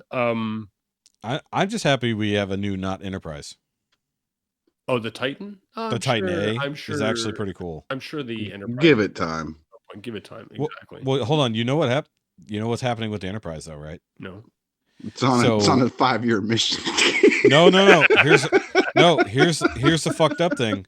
So currently, in this timeline, we're on the Enterprise F, which was from Star Trek Online. It's being decommissioned as of this episode Because they're making the G. The current Enterprise is being decommissioned. But then there's also weird rumors about the E still sort of being out there, even though it was been destroyed. Yeah, but again, if they've shifted the timeline, if they shifted the timeline now, so happened, right? So and in the so future, the future pirates will have the Enterprise. It'll be the Enterprise R. By the way, well, we've only seen up to the Enterprise J. There I cracked was myself up. Fuck y'all, that shit was funny. There was one thing that bothered me through that whole episode, by the way, was every time that they went to a scene with what was the chick? She's undercover. Oh, sorry. Did you guys even see the episode yet? No, I have not. I watched I'm like not the watching first it. 2 episodes of season 1. I couldn't get into. Okay, it. I watched the everything. These 70. He watches spoiler videos. That's all he watches. I watch spoiler videos. Okay, all right. So there was whatever that girl's Raffi. name is. Yeah, Raffi. Right. Okay. So every scene that they went to with Raffi. So Raffi's, and for you, Ricky, she's undercover doing something on another planet. They kept cutting away to her. And they were playing this dramatic music in the background. And every time that they cut away from her scene to Picard and Riker, the music didn't fade out, and the scene didn't transition. It literally just cut off. Like you can hear the music, and all of a sudden it just goes snap. They did hard wipes like in fucking Star Wars. They're doing hard cuts. Yeah. Oh, it was so atrocious. I was like, this is horrible edit. Like I could do better editing than this. It was really, really weird. That part is weird. So anyway, something weird's going on with her character too. Yeah, I couldn't get into it because it makes me sad. And I'm gonna say this, and y'all can say whatever you want to, but it's sad to see Patrick Stewart at this level. He is way older. Yeah. He can still act his ass off, but his age shows. It's not fun to watch. I did not enjoy it. I watched like the first 2 or 3 episodes, and it literally like was making me upset to see him this way. Yeah, and because he is better than that. I want to remember him I want to remember Jordan when he won the 3-peat. I don't want to remember Jordan with the Wizards. You know what I mean? I don't want to remember this Picard. I want to remember Picard from Next Generation. Totally get you. Yeah. There's actually there's a scene in that episode where him and Riker meet together again for the first time. I mean, like there's been some time that's gone by, but they meet in a bar, and 10-4 bar.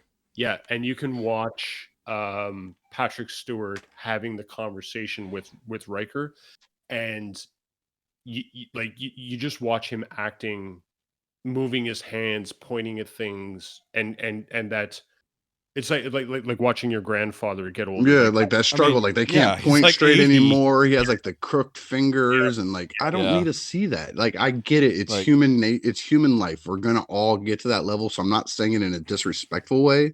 It is literally what that character meant to me growing up as a nerd and watching Star Trek and Next Generation and watching all those movies when they were coming out. Yep. That is the point I want to remember him as Professor X. I want to remember him as that. I don't want to see the Professor X from Logan.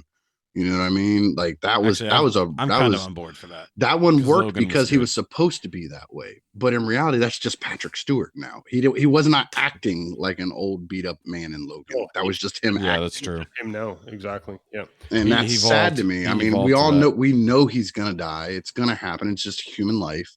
But it's sad to see that and remember that. Like, I So- don't like that. I do have a question for Rusty though. Yep. Did you watch Discovery? So I watched. Nope. And I haven't watched the Away one or whatever that other one is called either. Well, He didn't well, ask that's you. why I He didn't asked ask you. Rusty. So I watched season 1. I got Okay. partway through season 2. I think I got busy and I had to stop watching it. And then I started reading reviews. Mike said that's the best Star Trek ever. So is a lie. I don't agree. I think It's a lie. It's so I started reading reviews on season 3 that they've gotten to the point. I hated the quantum jump drive. I hated whatever that fucking thing was. I hated it. I like it. And the thing that people started talking about was in season 3, they've gotten to the point with the technology that it doesn't matter what situation that they get themselves into, they can basically magically create whatever the fuck they need to get Well, out of season 3, they're in like the 35th century. That's so right, yeah, right. So Yeah. that's what people are talking about is that they've gotten to the point where like the technology has advanced so far there's basically There's no real stakes. no right. It doesn't matter what happens. Well- and they can use the technology to get themselves out of the situation that they're in. Right. I mean, that was always kind of the story of Star Trek, but I think more people were pissed off that it's just everything's Burnham centric. Yeah. Mike just hated it because it had a girl captain. Well, she wasn't a captain for most of it. There was something Actually, about The female captain was actually good. I think I didn't like the flow of how season 1 went into season 2 and then Yeah, what I heard about agreed. season 3, right? It was just like they So did this story and then they were like, that wasn't really good. Let's just jump to something else. That didn't Well- really work either. Let's just jump to something else. Exactly. So, but the thing is, like, it was as a kicking off point for Strange New Worlds, it was fine for season 2. Season 3 was just a fucking Burnham will fix everything, which is annoying as fuck. Not that the actress Is it still bad or anything. ongoing? Is that It's still going. Yep. It's still going as far as I know. Season 4, I believe, is coming. But like, but my big point was just to ask if you had watched it. Apparently, in this episode 1 of season 3 here of Right. Picard, Yep. on screen somewhere, there's actually a Crossfield class ship displayed. Yeah, That's the so type of ship again- that is, so which is again- weird. Something that's classified completely Right. that nobody fucking knows about it. Oh, look, cameo, random. Right. Like, So this nobody knows is- about that shit, and it's still 200 years away. Well, the SR-71 Blackbird was classified all the way up until the 90s. We still had toys Yeah. and pictures of it as a kid. Well, the thing is, given what happened with the Discovery and the Glenn, there's a reason that they fucking classified this thing so deep that nobody knew they ever existed. So, yeah, and the time travel aspect was part of it. Yep. So, yeah. So that again, one it of- was again. That's why I'm saying when I was watching the episode, I kept getting the sense is like it's like there were certain scenes that they were hanging around on elements that were in the show, and I was going, "Am I supposed to be paying attention to something here? Like, is there something I'm missing?" Yeah. That's what it comes down to. Yeah, exactly. So, but again, I mean, the story, you know, it's interesting, right? Crusher is out there in deep space somewhere. She needs help. Picard and Riker are going to go rescue her. And there's a bit of a backstory of they haven't talked to her in years. So, you know, that's interesting. All interesting elements. Again, there was just parts of that I found were like Raffi's part I found was distracting. The hard cuts of the music seemed really, it was like, are we not Like being professionals anymore? And Have they cut any Deep Space Nine stuff into it? no. No. Deep Space Nine, other than like the Dominion War they sometimes talk about, like Deep Space Nine is like fucking forgotten about. Dumbest, Like, Which is crazy because that was you didn't like Deep Space Nine? No, it was terrible, man. I hated that idea. fuck off. God, Sorry, I guys. don't This even is know the if last we're friends this anymore.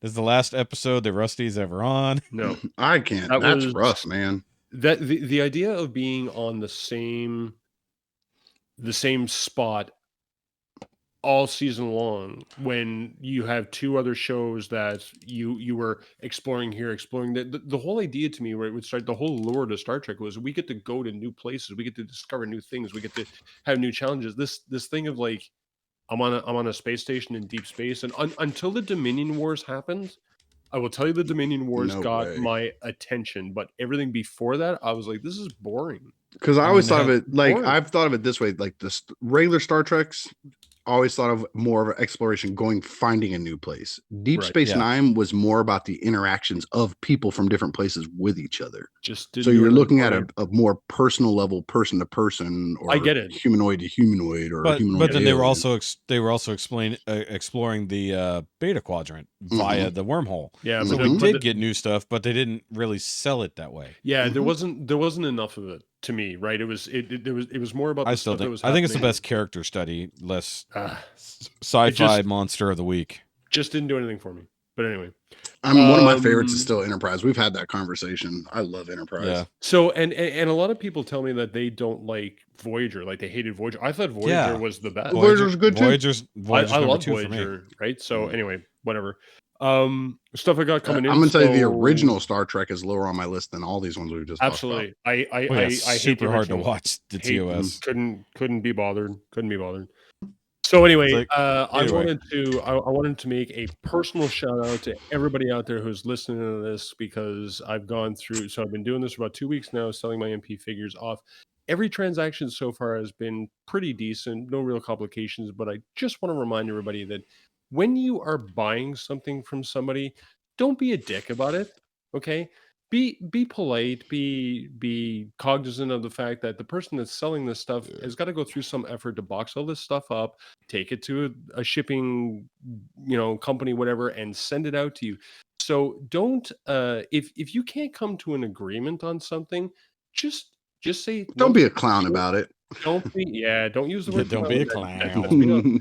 Don't be a dick about it, okay, guys? Mhm. If somebody's selling something and you try to negotiate a price or shipping or PayPal fees or whatever, and you can't come to an agreement, just walk away. Just walk away politely and say no, thank you, and be done with it. You don't need to degenerate into fucking name calling and any of that bullshit, which is what has happened to me in the last 2 guys that I've dealt with for whatever reason. You don't need to call people a clown. You don't need to call people an asshat. You don't need to do any of that stuff. Just don't be a dick about it. Just be nice. I'm going to tell you that I know from when I sold stuff is just know that one of the biggest negotiation tactics that people use, like on eBay and stuff like that, Mhm. is say you're charging $70 plus 10 shipping. Yep.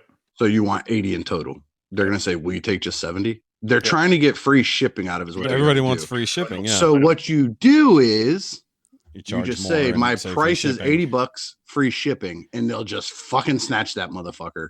No, Yeah. Or they'll say, No, $79.99. or will you take 75? You say, yep, because 75 is still higher than the 70 you were originally going to ask for. Sorry. Also, don't, as the seller, don't make it more difficult for the buyer who already has to go through the effort of packing this up, boxing it Yeah. up, putting it in a box and shipping it, right? So I'll got that tell the backwards. story. No, I don't. How does the buyer have to box it up and ship it to themselves? Sorry. Did I get that back? Okay. You said Yes. seller and buyer. Seller as the buyer, right? Don't make it more difficult for the seller, right? The seller already has to go through all that stuff. And I will just tell this story very quickly. But one of the guys I was talking to said he was fine. I was like, this is the price. It's going to include shipping. It's going to include the PayPal fees, everything. So this is the price. And he was like, I'm good with the price. He said, I said, here's my email address for PayPal. He went onto his PayPal app and he put my email address in and he said, it's not pulling you up. And he actually sent me a screenshot showing what he had typed in. And I said, you've got the address right. It's just not pulling up my profile, right? But I will get the money. And he said, well, can you send me an invoice? And I said, look, I don't want to go through all this bullshit. Like, I fucking hate PayPal anyway. And I will tell you why I hate PayPal. As Canadians or anybody outside the US, I feel like we get absolutely fucking raped on the PayPal fees. And then PayPal has their own conversion rates from US dollars to any other currency. And they are nowhere near what the bank rates are. So anybody outside the US is losing money on these conversion rates as well, right? So I said to the guy politely that look, I already have issues with PayPal. I don't want to do anything else that's going to incur any other fees or anything else, right? Okay. Could you just send me the money? Just send it to the email. And he said, he basically replied and said, I'm really not comfortable. And I said, okay, I understand what you're saying. If you're not comfortable, that's fine. We can just go our separate ways. His response was, well, you're not, Clown. yeah, his response was, well, you're not doing anything to help, proceed with this transaction. So I guess we'll just go our separate ways. You clown. There was no need for you clown at the end of that statement. We could have Yeah. literally just, amicably parted ways because we couldn't come to an agreement on, he was uncomfortable sending me the money, which I totally understand, right? But I didn't want to. I've never sent an invoice to anybody. I don't know what's involved in sending an invoice. Well, an it's invoice not- is free, No. but that's not the problem. The Sure. problem is if you send me an invoice saying you sold me such and such for this Yeah. amount of money, I can then take that invoice back to PayPal and say, hey, I gave him this money. He never sent me my toy, and then get a refund plus have your toy. Right. Which apparently He was running a scam from his end. which I've gone through, and apparently the seller does not lose money in that situation. Like PayPal will send me the money, and then he puts in a claim that says I never got it, right, or whatever. Yeah. They will refund him, and they don't even talk to me. Like I don't even know that happened, right? But anyway, Yeah. I just said to him, I said, look, what I essentially said to him was, there's already been 2 other people that have asked for the figure you're asking for, and none of them have, invoice bullshit, whatever, right? So either send, like, whoever sends me the money first, essentially, is who's going to get this figure. And that was his response, right? Mhm. So all I'm saying to everybody out there is, there's no need to degenerate into name calling. Just if you want it, and by the way, again, you don't need it because they're just action figures. If you want it, just work with. Well, since you don't need it, just send me all your action figures. I'll pay for shipping. I Well, would do that, but you're already getting rid of MPs. You don't need. I one know, of but those. then I'll sell all his. I'll deal with all those ass he'll Harry make shit. money off my shit. Oh yeah, there you go. go. So I'll Anyway. tell you this though, Rusty. I wish that in a particular couple sets of business transactions that I did with a friend of mine who had a toy shop briefly, I wish I had an invoice so that I could get my money back because it's been But the thing 3 is, years and I still so- haven't received the products I paid for. But the thing is with PayPal, right? Is that so if he sends me the money, right? He has. Did you pay with PayPal, Shoky? Yep, but Then because it was friends and family, it was friends and family, so they don't do that. See, Okay. invoice or not, you would have been So I fucked by choosing that. I told If I had this the guy, invoice, I would have been good. I told this guy, I said the price that I'm giving you includes the shipping and the PayPal fees for goods and services, right? And he still wasn't comfortable with sending me the money. But as you pointed out, Ricky, right, is that if he never gets it and he's paid with goods and services, he can go back to PayPal and say, I never got this. I never got it. Yeah, Right. you're So he covered, gets yeah. his money back. So that's why I was like, I don't understand what your problem is. Just send me the money. I right? get what it honestly, like, having been on the no pun intended, receiving end of what he's going through. Yeah, no, I get it. I get it because I've done the exact same thing. I was Yep. like you type an email and it doesn't pull a profile. Yep. It's like, yeah, but you still hit the thing. Yep. Like, and then it goes through. Yep. Like, because not everyone has a profile fucking set up. and they just again- have the ability to send and receive. Again, all I'm saying is that even so, if you get in a But you're situation where protected on PayPal regardless. but that's fine, right? But I don't care about that, right? If you get to Yeah, the point don't where be a you're dick. uncomfortable, exactly. If you're uncomfortable about What sending the what is our big transaction, saying? Our just big don't saying? be a Just dick. don't be a dick. Don't be a dick. That's it. That's it. And Yeah. if we all lived our lives that way, we probably wouldn't have a war in the Ukraine right now. But anyway, that's another. Well, Let's maybe not go there. Let's not go there. I said maybe not, but either way, no, because I'm trying to sell shit right now on Facebook Marketplace. Yeah. And the first 2 people to contact me were clearly bots. Oh Like, yeah. clearly bots. Yeah. It's like because like I'm selling local only. Yeah. Like local pickup only. Yeah. So I look at the 2 profiles. One is only been in existence for like a day and a half. Has no friends or anything else. Yeah. I go to the next one. And it looks somewhat legit until I realize that every single person on his friends list is in another country. And there's no scrap of English on his actual page. Oh god. I'm like, no, this ain't Yep. real. Yep. And then now I got one that seems legit, but I'm scared to even fucking open that door.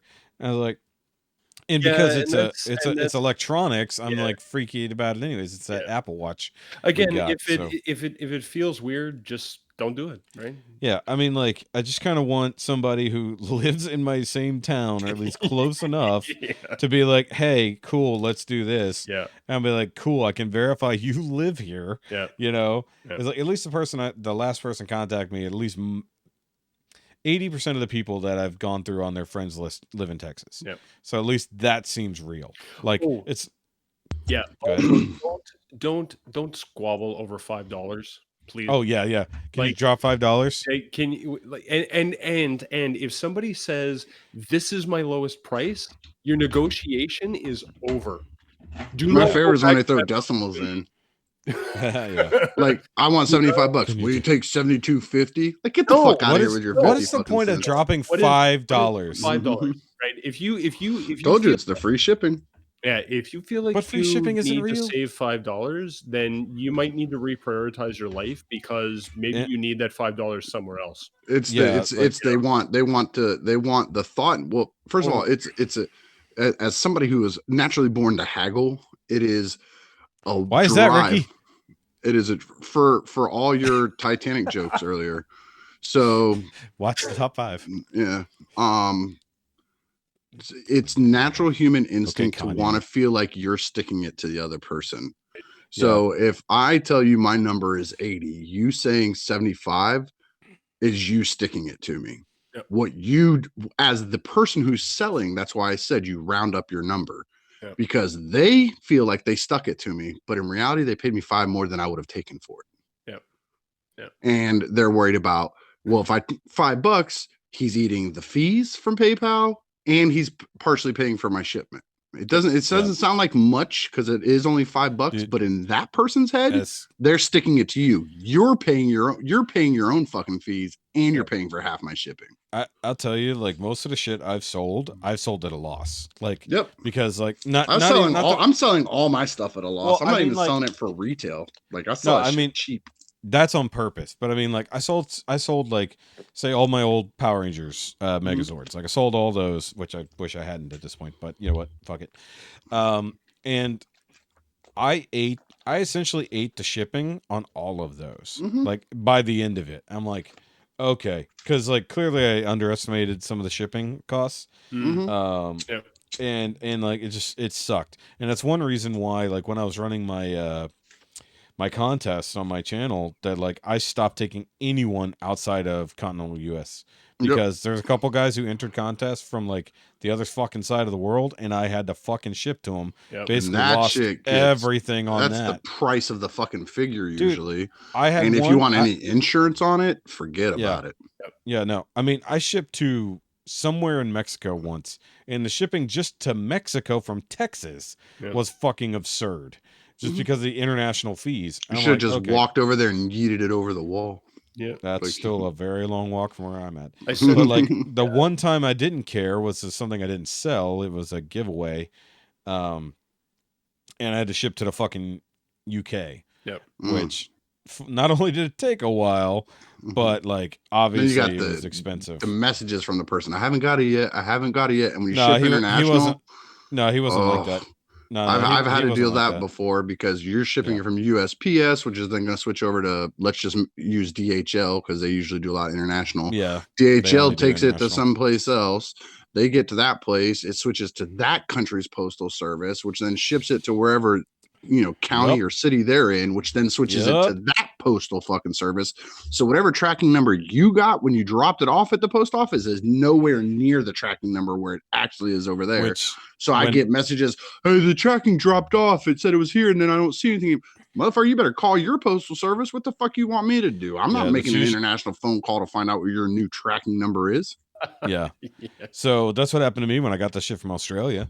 Because like once it hit Chicago, I was just like, okay, it'll be here when it gets here, and then I have no way to know when it actually is going to arrive. And don't bother tracking Shozy stuff, Rusty. When you're looking at it shipping, look for departed country of origin. Look for landed in country of delivery. And then once you see it hit one of the hubs like Chicago or New York or California, wherever it comes in at, know that it's about a week after that. And Should be. and like you said, the tracking number actually changes. Like at least that's the It should. I've had in Canada, right? Is that it when it says it's landed in the country, Yeah. it like switches to a Canada Local Post Canadian tracking. Post, yeah. Exactly. Yeah. Yep. Royal Mail, whatever. Yeah. I shipped to Canada too. I've shipped to Canada and Mexico. By It's the fucking way, annoying. I will say that I'm super happy. This must have happened in the last few years because I've noticed now that like if somebody's shipping something from the U.S. or if I'm shipping something from Canada to the U.S., it actually ends up with the other postal services tracking number. So like Yes. Ricky, if you The send something to reception me, end. I automatically get a Canada Postal Service tracking number. And when I was sending stuff down to the US to the guys, I was getting a USPS tracking number right away. Yeah. So I was like, that's amazing, right? That's So nice. Thank God for that. I still have 3 puppies in the house along with their mother, god damn it. And Down to 3. Down to 3. My life is consumed with these fucking dogs.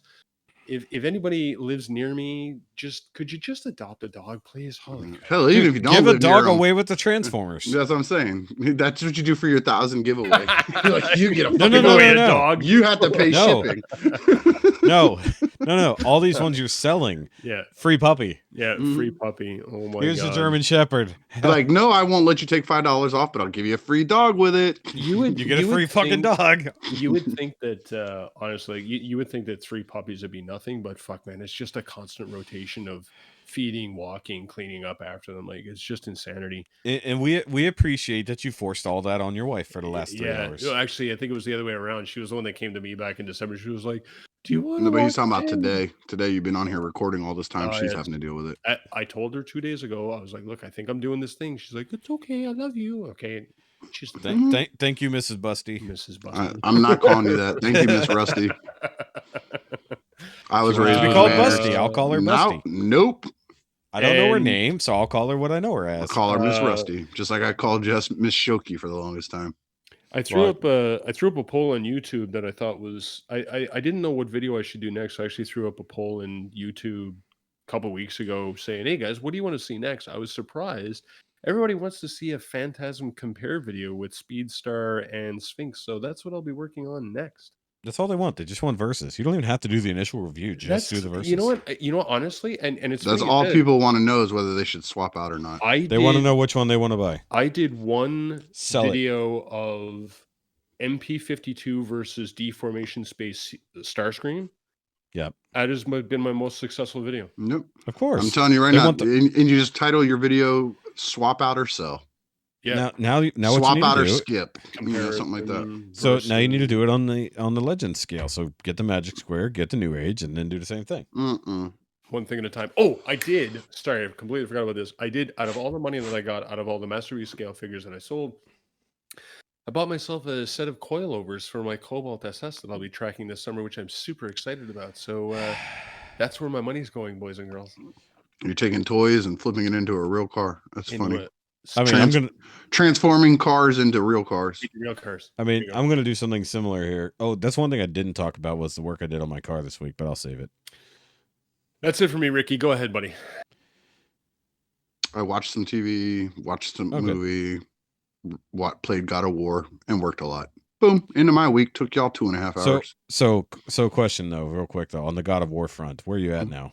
Sorry, what is the game based on? It's Norse mythology. Norse mythology. Okay. Yeah, like Thor and Odin and Loki and all that shit. Yeah, that's the discussion we were having earlier in the chat. Right. Fuck, I don't remember. Which I still think because it's been like a week since I've played it, so I don't remember. So going back to that discussion we were having earlier, Ricky, because you sent that article. So to clear up any confusion with that. There's no confusion on my end. I understand that this is a duology, and you want to say duology a bunch because it's your word of the day toilet paper. But what I'm saying is that article said there won't be any more dropped off of this. Like there won't be any more Kratos after this.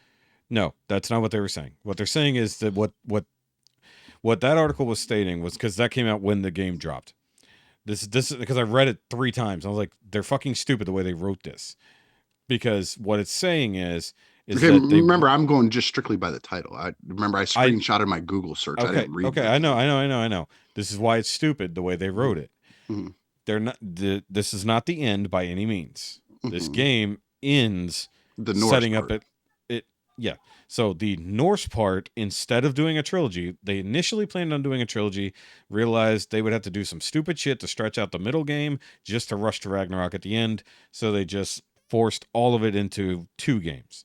Mhm. So what they say when they say they didn't want to spin it off into another trilogy is what they meant is they did not want to make this story a trilogy.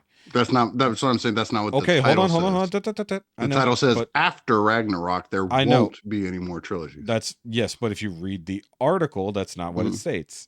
Read the article, it'll tell you that, but you're going to go through a whole fuckload of spoilers before you get to that statement.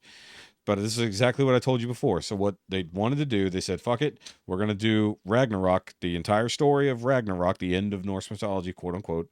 I've already been spoiled that everybody lives that I care about in the game. Yeah. So, but either way. Stupid fucking goddamn meta listening to our conversations and shit. Somehow you watching shit on your YouTube made it start popping up on my YouTube. Probably. So either way, this story, quote unquote, is ending here. Mm-hmm. But the way it ends sets up at least 2 other games. Mm-hmm. At least. Well, they did in the first one, they set up multiple games. Yes, but what I'm getting at is 2018, because they said Tyr traveled all around the world. That's how you knew about the Greek version of Kratos. Yes. And then they talk about they have the Chinese one and the Egyptian one. Japanese, everything, all that stuff. So Tyr went everywhere.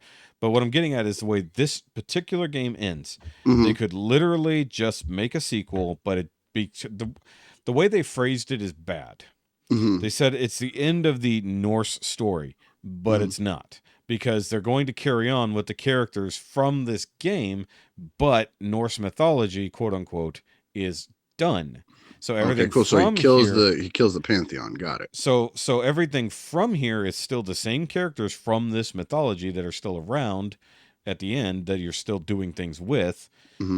And they have to spin off into sequels of this game, but the actual quote unquote mythology is done. So everything out of here is outside of the mythology and can be its own thing. So that's why they wrote it so badly. So I just want them to stop doing so much RPG element. I'm not a big fan of it. I can do it. I know how to do all that. This feeds into this and this feeds into that. I don't like. I want my old school hack and slash, kill them up, fucking God of War. I think that, well, you're not going to get that from now on. It's never going to go backwards. They might back up off the extreme RPG elements of Ragnarok and go a little bit more towards 2018 in the future, but we don't know. Because the thing is, our 2 main protagonists both will have sequel games that don't necessarily have to cross over. Why don't they just put them in DLC instead of sequel games? So that's the thing. We don't know if we're getting DLC in the future, because this has all been the rage lately, is if we're going to get DLC or if it's just going to be New Game Plus. We're not sure. There's a whole thing going on right now where, like, New Game Plus is coming out in the spring. Supposedly. So the thing is that they're working on something, but they're not remotely alluding to what it is. Now, the thing is they have to do more because of the story they set up. There's like only 1 or 2 very small loose ends from the game itself. So they don't have to do anything major, but there's a couple small loose ends that they could easily just play off of to continue for like another couple hours of major gameplay with the story. Because I'll tell you where I'm at right now, there's no dialogue. Yeah, you've already beat the game. But what I'm telling you is, like, I played for 15 hours after the game ended, and there was still dialogue to find. Right now, have fuck all for dialogue. The characters do not talk to each other. There's literally nothing left to fucking say. That's how far past the end of the game I am. They literally don't even say words to each other anymore, like, except for the whatever character is in the shop. That's the only character that talks now, because I've done everything else. And so the any New Game Plus or DLC will have to be on the last couple things left over that aren't a big deal, but will allow you to What do you mean by whatever continue. characters in the shop? The dwarves? Yeah, whatever dwarves are in the shop. Yes. Well, because you met Lunda, right? The girl, the drunken girl one. Yeah, so she's around too. So like she's also in the shop. So like, because you can go to different shops, you can get different characters. I thought you just fucked up and told me something I shouldn't know. No, it's like because like those are the only people who even say anything. They say the same line over and over. What can I do for you today? Yeah, but if you're in Muspelheim, it's a very specific comment over and over and over. And when you have to fucking update things, that's one goddamn thing that you fix on this game.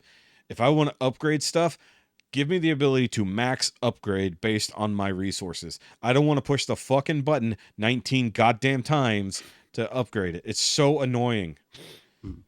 Because there's shit that I feel like the final thing to unlock is once you've upgraded everything. You know, and some shit you don't touch from like the beginning of the game that you just don't touch it. It just sits in your inventory and you got to upgrade it now to get to the end. Either way. So, because there's one last mission to do that that there's no details on. It just says after Ragnarok or whatever it says, you know? So, and that there's no details on, there's no way to complete it. But the only thing that seems to make sense is that you've upgraded everything. But now I'm at a point, there's no resources to continue to upgrade. I think I know what you're talking about, and I don't know. Did you do a funeral? I'm not giving any details. Remember, I've seen these stupid videos popping on my thing, so I saw something. I know, but I'm not going to give any details because I don't want to spoil that. Either way. All I saw was one titled "A Funeral for a Friend" post game or some shit like that. So I know somebody important dies, and I know it's post game. Like, I mean, it's a God of War game. People die. So either way. So without going into spoilers, because I want to know, I want your mostly untainted thoughts when you finish the game. So that's why I won't talk. I'm liking it so far. Like I said early on, the only thing I really didn't like was the Atreus and Anger Boda level. Yeah. That shit was stupid. Yeah, that's one of the main arguments about the game. So, all right, so let's get into our last little thing to talk about before we wrap. And it kind of goes into what I was talking about my YouTube stuff earlier. And it's something that the latest episode of because the newest episode dropped on Patreon, but the last episode of Nerd Rage, Bobby talked about it in big detail. So in his case, a bunch of friends of his ended up going on vacation together, and he finds out during or after the fact that all these people he knows during, because they were posting pictures. Yeah, they're posting pictures, and he feels like he was left out, right?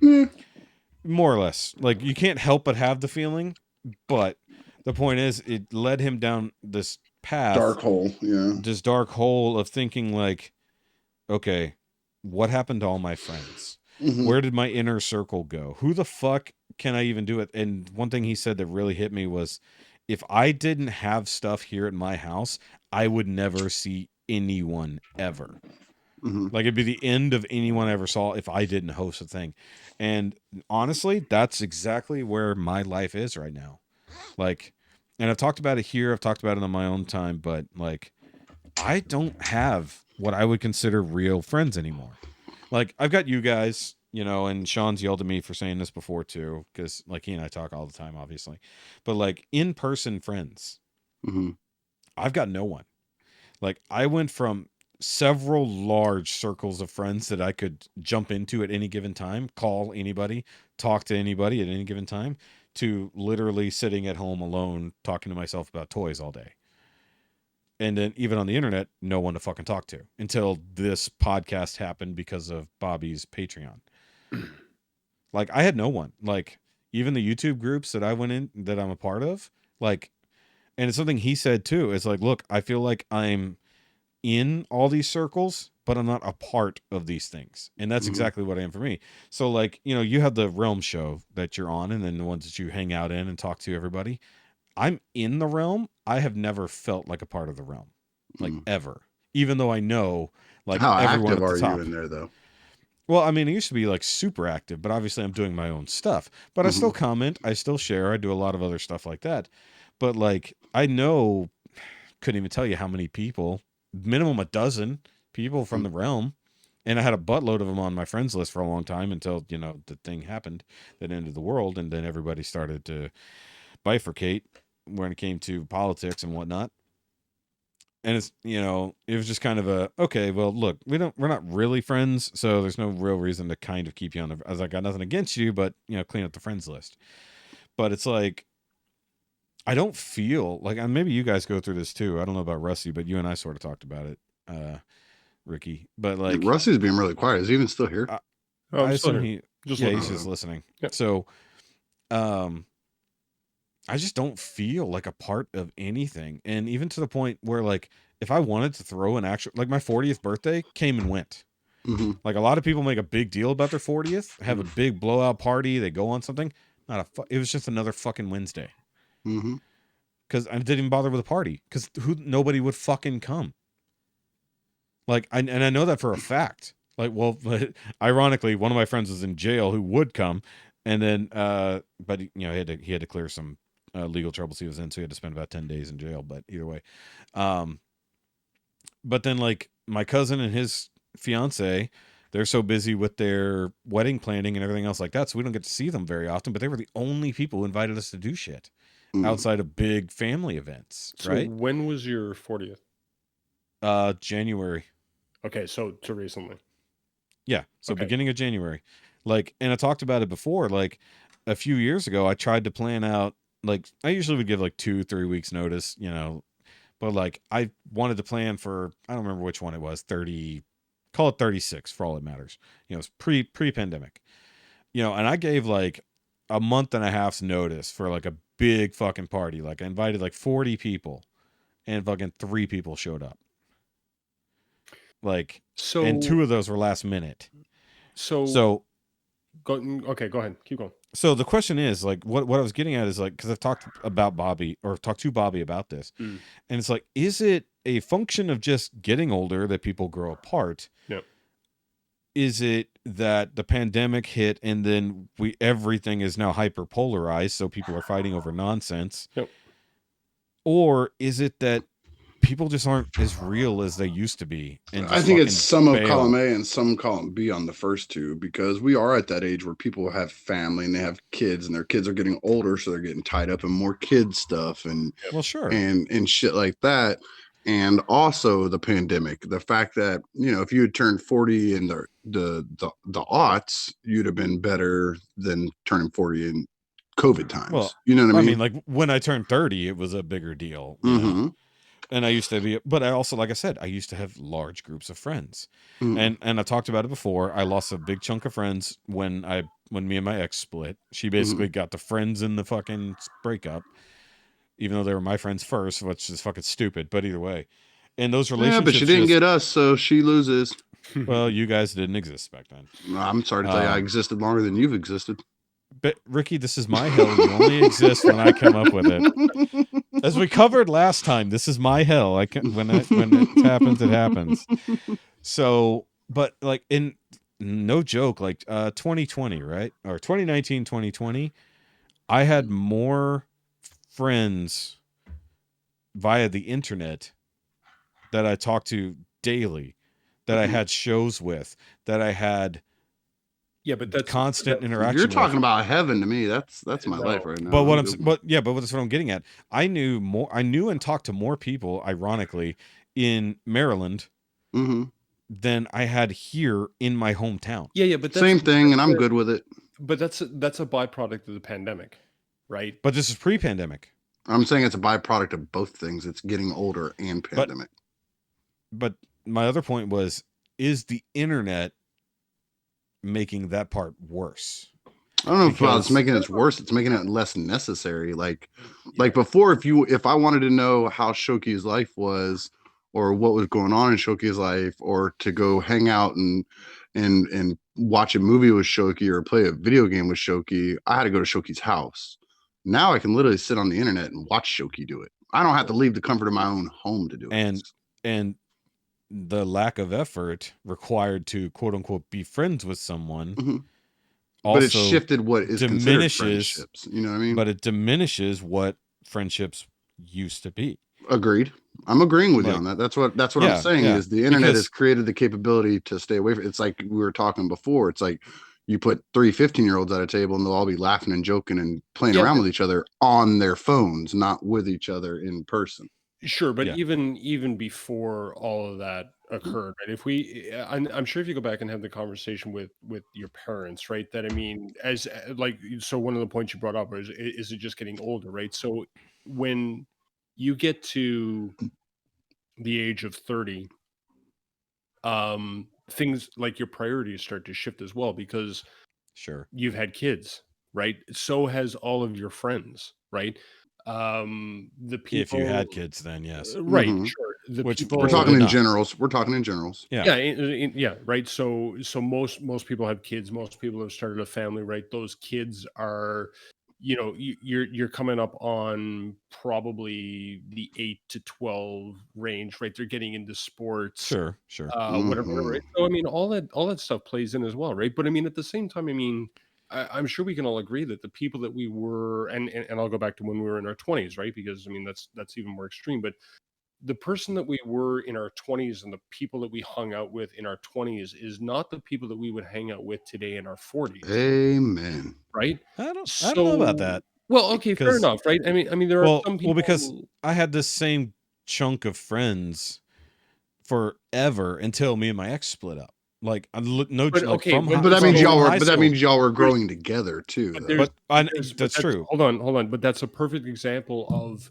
like, your life evolves, you change, your relationships change, right? So your most important relationship in your life at that time, you split. And unfortunate it is, as it is to say, when relationships break down at that level, right? When a Yeah. husband and wife split, a boyfriend and girlfriend split, whatever, right? People choose sides, okay? And maybe everybody chose your ex-wife's side, which is unfortunate, Well, but well, that that's the is.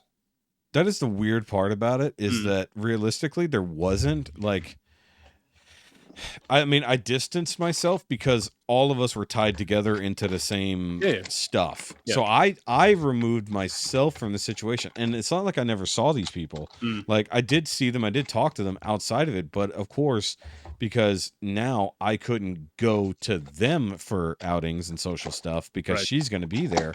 right. She won out because she was there ahead Accessibility. of me. Mm. Yeah, so the Yeah, accessibility, and then it became, as Bobby sort of mentioned, exclusionary. yeah, Like it went from being invited to all the things despite the issues yeah, to never knowing anything. Like to put it this way, like I went to so many people's weddings that were in that group, even after the breakup. yeah. And then like the last person I knew, mind you, I knew this dude since he was in fucking ninth grade. I didn't even get an invite to their fucking wedding. Like I'm following his bride to be, like she's posting everything about it, and then I find out that way that their wedding had fucking happened. But was she invited? Hmm? Oh, Was of course your she was ex? there. Right. Yeah, but it Okay. wouldn't So matter then, because I had already been to other people's no, weddings but that she was also it doesn't invited matter to. for them. For them, right? It might have been Yeah. awkward to invite Mm, her and maybe be at like, that point she had moved on and Well, found doesn't somebody else, and it was it going to be a doesn't no, better matter. but no. thing. It That's doesn't what matter. that's what I'm Hold on. saying is that was no longer a factor because we had already both existed in that space in other people's weddings. Anyway, so But all that to say, right, is that, sure, as you pointed out, right, that as we move on through the years, it doesn't have to be with getting older. As we move on through the years, right, things evolve, things change, our friends come and go, whatever, right? I think to me it just happens, and then you throw in the internet, right, over the last 10 years, and then you throw in the pandemic on top of that, and dude, it just becomes a way that relationships have evolved, because I'm yeah, with you. I'm with or you they 100%. devolved. Yeah, that yes, agreed. That the number of friends that I've had in the past versus the number of friends that I have today are a lot less today. Oh, of Right? course, of course. But I consider that the friends that I have today to be much closer relationships than the ones that I had, And in that should be the way it goes. right. Now, speaking of personal relationships, right? Now, online relationships, I mean, that bond is not as strong. And I mean, I don't want either one of you guys to take any offense here at all, but I mean, Well, I don't it, take offense. You can go fuck yourself. I already told you you're not even a real person until I meet you. exactly. I am imaginary. And anyway, I mean, Mhm. I enjoy hanging out with you guys, and like you said, Joe, I enjoy hanging out with you guys, talking about this stuff. Bobby, the inner circle, going over and doing the Chatterday stuff on Pake. But I mean, realistically, none of us have met each other in person, right? Yet, So if yet you yet agreed, we're I working on am that. I am looking forward to the day that might actually happen. But if you like Shoki, if you said to me tomorrow, if you said to me and Ricky tomorrow, like, look, I don't want to do this anymore, I'd be Hmm. like, okay, right? I mean, no harm, Do you no mean foul. do you mean this is the podcast, or Yeah. this is talking to each other? Talking to each other, whatever. Yes. You're like I don't. Well, we've like- sort of experimented with this concept a few weeks ago. Yeah. And the reality is that, you know, even though, and I think part of the problem is and it's something you were sort of getting at, is that the internet has made it too easy to be quote unquote friends. Yeah. But then made friendships disposable, because Yes. all you have to do is hit that block button. Yep. And it's over. Yep. Like, and I've experienced this, like a person I was very close to, worked very closely with, devoted a fuckload of money and time and effort into their life, and vice versa. And then with a simple block on Facebook, years of friendship done. Yep. I know. And all over bullshit. Yep. Political nonsense. I had a guy that I worked with for years. I thought that we were friends, et cetera, and the Freedom Convoy happened here in Canada, and we got into an argument on Facebook, and I fucking blocked that guy. I was like, I don't need your bullshit. And this was a guy that we sat next to each other in the office. We went to lunch together. We had beers together. Blah blah. Blah, you know what I mean? Like that just obliterated. I have not spoken to the guy since. So I have a question about that. Yep. Without going into the specifics of position. Yep. Would he have blocked you over it? I think we were both at the point that one of us was going to pull the trigger, and I think I just got to it first. Okay. Right. It was a complete polarized opposite difference. I get that. That's why I asked. Yeah. So to be frank, we had an argument a couple weeks ago. I don't think that's a thing. So we did have an argument a few weeks ago, and Ricky rage quit our podcast chat. Yep. And I immediately chased after him to continue yelling at him. Yep. But also to fucking talk it out. Yep. Because I know that he's mad, and he's doing all the things he does when he's mad, because I know enough about him to know this. But also, like, nope, fuck you. It's not going to be that easy to get rid of me. Yep. It's and you know what? I did the exact same thing with Ricky, and again, I apologize for this, because I think I'd had a couple of beers, but the first day that I was in the Realm hangout, and I told Ricky to shut the fuck up.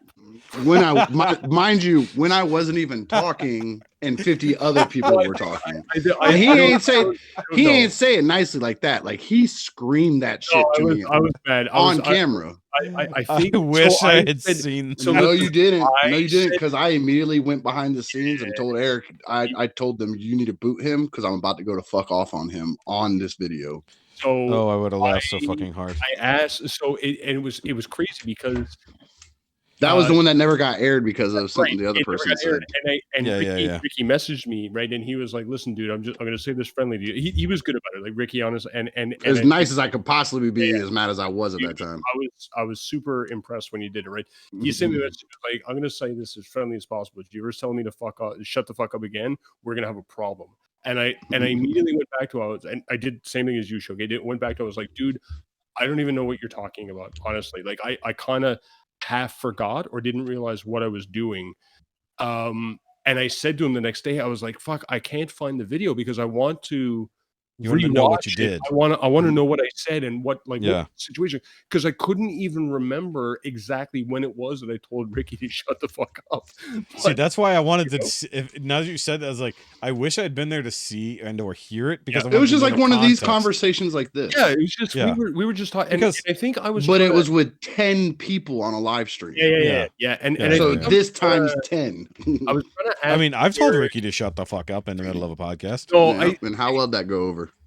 I went fine. When I played it back in my head, I'm pretty sure I came off as aggressive. I said to him, because I think I was trying to ask Derek a question, and I think Ricky was talking at the same time to somebody else about a previous conversation. For whatever reason, I fucking snapped at him, and those hangouts are so chaotic, and they can be sometimes. But anyway, it still doesn't excuse the fact that I, no, that was not an excuse. Snap off Ricky for whatever. But like I said, like I messaged the next day, I was like, dude, I'm sorry.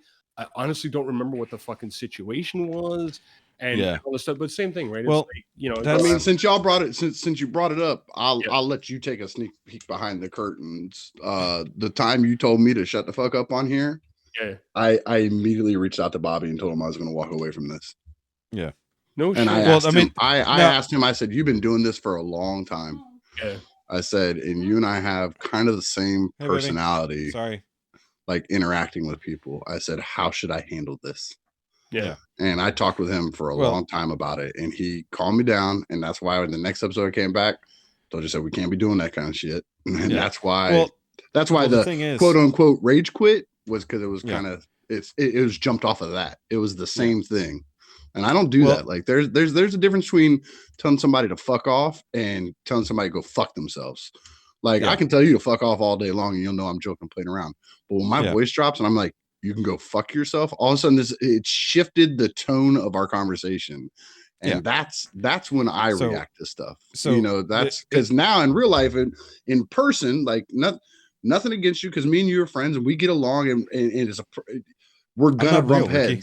You know what I'm saying? Well, I mean, you're in the US, so you're real. So like human beings are gonna bump heads. That's fine. And that's why I made sure I specified US and not America, because I don't want to hear that bullshit. And people are gonna bump heads, and it's gonna fucking happen. I mean, I like the imaginary person that Rusty is in my head. But in reality, if we were sitting here at my table and you'd said that, I would have punched you in your mouth in my back porch. Like it would have been an instantaneous. It wouldn't have been a pre-thought anything. We might have rolled around on the ground fighting for a little bit and then got up and shook hands about it afterwards. But that would have been my instantaneous reaction then. See, that to me, the rage quitting, that is the closest thing to punching somebody in the mouth over the internet. It's like, fuck this shit. You know what I mean? But like also in the case of the previous thing, when I was telling you to shut up, is because literally like we were trying to make a point and you wouldn't stop talking. It wasn't like, I don't want to fucking hear what you're saying. It's like, literally stop talking so we can tell you what we're trying to tell you. And I still remember it too. And the problem was y'all kept saying stuff that still wasn't answering my question. You and Mike both just we were answering your question. You didn't want to hear the fucking explanation. That found a drop of blood, you two went in. And I'm like, look, that's not what I'm asking you. I get that. What I'm asking you is this. And y'all kept going back to that. But sometimes, much like the God of War discussion, you have to stop for a second and hear what's coming at you, and then absorb said information. 45 minutes of that conversation, I heard everything y'all said because y'all were repeating yourselves at that point. But sometimes you don't absorb. Because I told you 5 ways from Sunday what was going on with God of War, and you kept repeating back to me, I know it's not about a duology. Anyway. And I still know that. That's what I'm saying. That's not what I was saying. I was saying from the title of that thing, I was not talking about the duology. And that's why I was explaining to you why that article was dumb. Which is why I said, I get the duology thing. I'm talking about with this article. And I still explore it over and over and over. And sometimes you have to take a step back and see what's being told to you and understand why. But either way, but then, part of it, and Ricky wouldn't be Ricky. Yeah. So real quick, because I know that we got to stop pretty soon. I already got a wifey who just came home. So my wifey's home too, but I already said hi to her today, so I'm good. So real quick, I just wanted to, because of that whole thing, we went over the whole. I don't remember, like what Rusty said, didn't remember what he did to even gain that result. So that was one thing I've told the story before, but so we were on our way home from the Flying Saucer bar downtown Houston, driving home. It's a long drive home. I haven't had that much drink because I'm the one driving. Everyone's in my car. And my best friend is shit-faced. And he starts just running his fucking mouth to the point where he asks me outright, verbatim, he said, hey, when are you going to let blank, my girlfriend at the time, have herself a girlfriend so she can be pleased? In front of the whole car full of fucking people. Say that all over again. He asked me when I was going to let my girlfriend have a girlfriend so that she could actually be happy. Oh. Yeah. So he's calling her gay. No, he was saying he wasn't man enough to take care of business. Both. Mm-hmm. So my ex swings a little, or at least did. So, and it's all based off of one small incident where she, when she was single, was actually making out with his not yet girlfriend behind Well, the he was scenes trying at a to line party, up a 3-way. which he did try to do. Mm-hmm. And it didn't go that way in reality because, once again, he was shit-faced. Now, mind you, excuses be what they are. He was going through a lot of stuff at the time. And his only outlet was drinking. So I yelled at him. I stopped the car on the side of the fucking freeway. And I said, you can shut the fuck up or you can get out of the car. And I didn't say that like I said it to you just now. Mm-hmm. I said it like I'm going to physically remove him from this vehicle. Mm-hmm. And if he's not bleeding, he'll be lucky. Mm-hmm. So he immediately shut up and he sat back in the seat because at that point he realized I was angry. He didn't realize prior to that. Yeah, he was too drunk to read the room. Too drunk to read the room. And then everyone else shut up for about another 10 miles. And then we finally started talking again. Because you made it awkward? He made it awkward. But it wasn't until 2 years later that we actually hashed that out. Because he did not know what he had done. Sorry, I had a hiccup. When I told him that, and the only reason we had this hash out conversation is because his dad died. And he was needing to just consolidate life again and make sense of shit. So he decided to finally sit down and try to talk with me. Other stuff happened, but that was like the beginning of everything falling apart. But like he tried at that point to heal the relationship between us, like me and my girlfriend, and then him. Because at this point, everything had gone so far downhill, we weren't hanging out with that group. Like, it's just like everybody's getting shit-faced. Everybody's doing stupid stuff. It's like, we're trying to be a family. And they're doing stupid shit. And then he pops off like, hey, man, I want to know what's going on. I want to talk. I don't know what happened. And then I tell him this shit. And then he like instantly broke into tears because he did not know he had ever said that. And I said, that's the fucking problem, dude.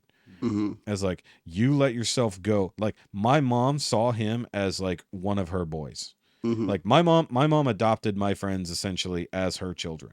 Because I was her only child. She wanted more kids. My friends became her sons too. This guy went so far gone. My mom disowned his ass. Like, so, his ex-wife was welcome at family parties. He was not. Yeah. So again, just to go back to your point, like that's sort of perfect, right? And to go back to your question, right? Again, it's to me, I think it's, you said, is it a matter of us getting older? I think it's just a matter of us changing as human beings, right? That our relationship change and evolve and we start getting locked down in who we are and what we like and don't like, and family, right? Like you start having kids, you say, because both of you guys have kids, right? And I don't. Ricky, I do. Ricky has kids. He doesn't. Okay, all right. Sean has older children living in his home. Right. Mike has kids. I do not. Okay. I'm the non-parent. Okay, so fair enough. So Busty and I, we don't have kids either, for reasons I won't get into. But even still, so I mean, for that point, right, that we have friends that did have kids and they went off and they did their family thing. We have friends that that don't have kids, but their interest changed from ours. Like right now, like a few years ago, I mentioned, I think at one point, right, we'd gone out, we decided that we wanted to do more camping. Decided to buy an RV, right? RV thing, yeah. Right. So we started. So now we've developed new friends based on camping. RV swinger parties. I've heard about these things. You got it, buddy. That's all the rage. You put a pineapple on the step, and that's how they know you're good to go. Exactly. But again, at the same time, like 10 years from now, 20 years from now, we'll probably get too old to do the RV thing. So would we still have relationships with those people where our shared interest is camping, RVing? Maybe, maybe not. Assuming you don't all age together, age out of it together, I should say. Right, exactly. And that could happen as well. And maybe half the people that we're currently friends with, RVing with, will maintain our friendship with them, that we evolve out of the camping into some other shared interest, right?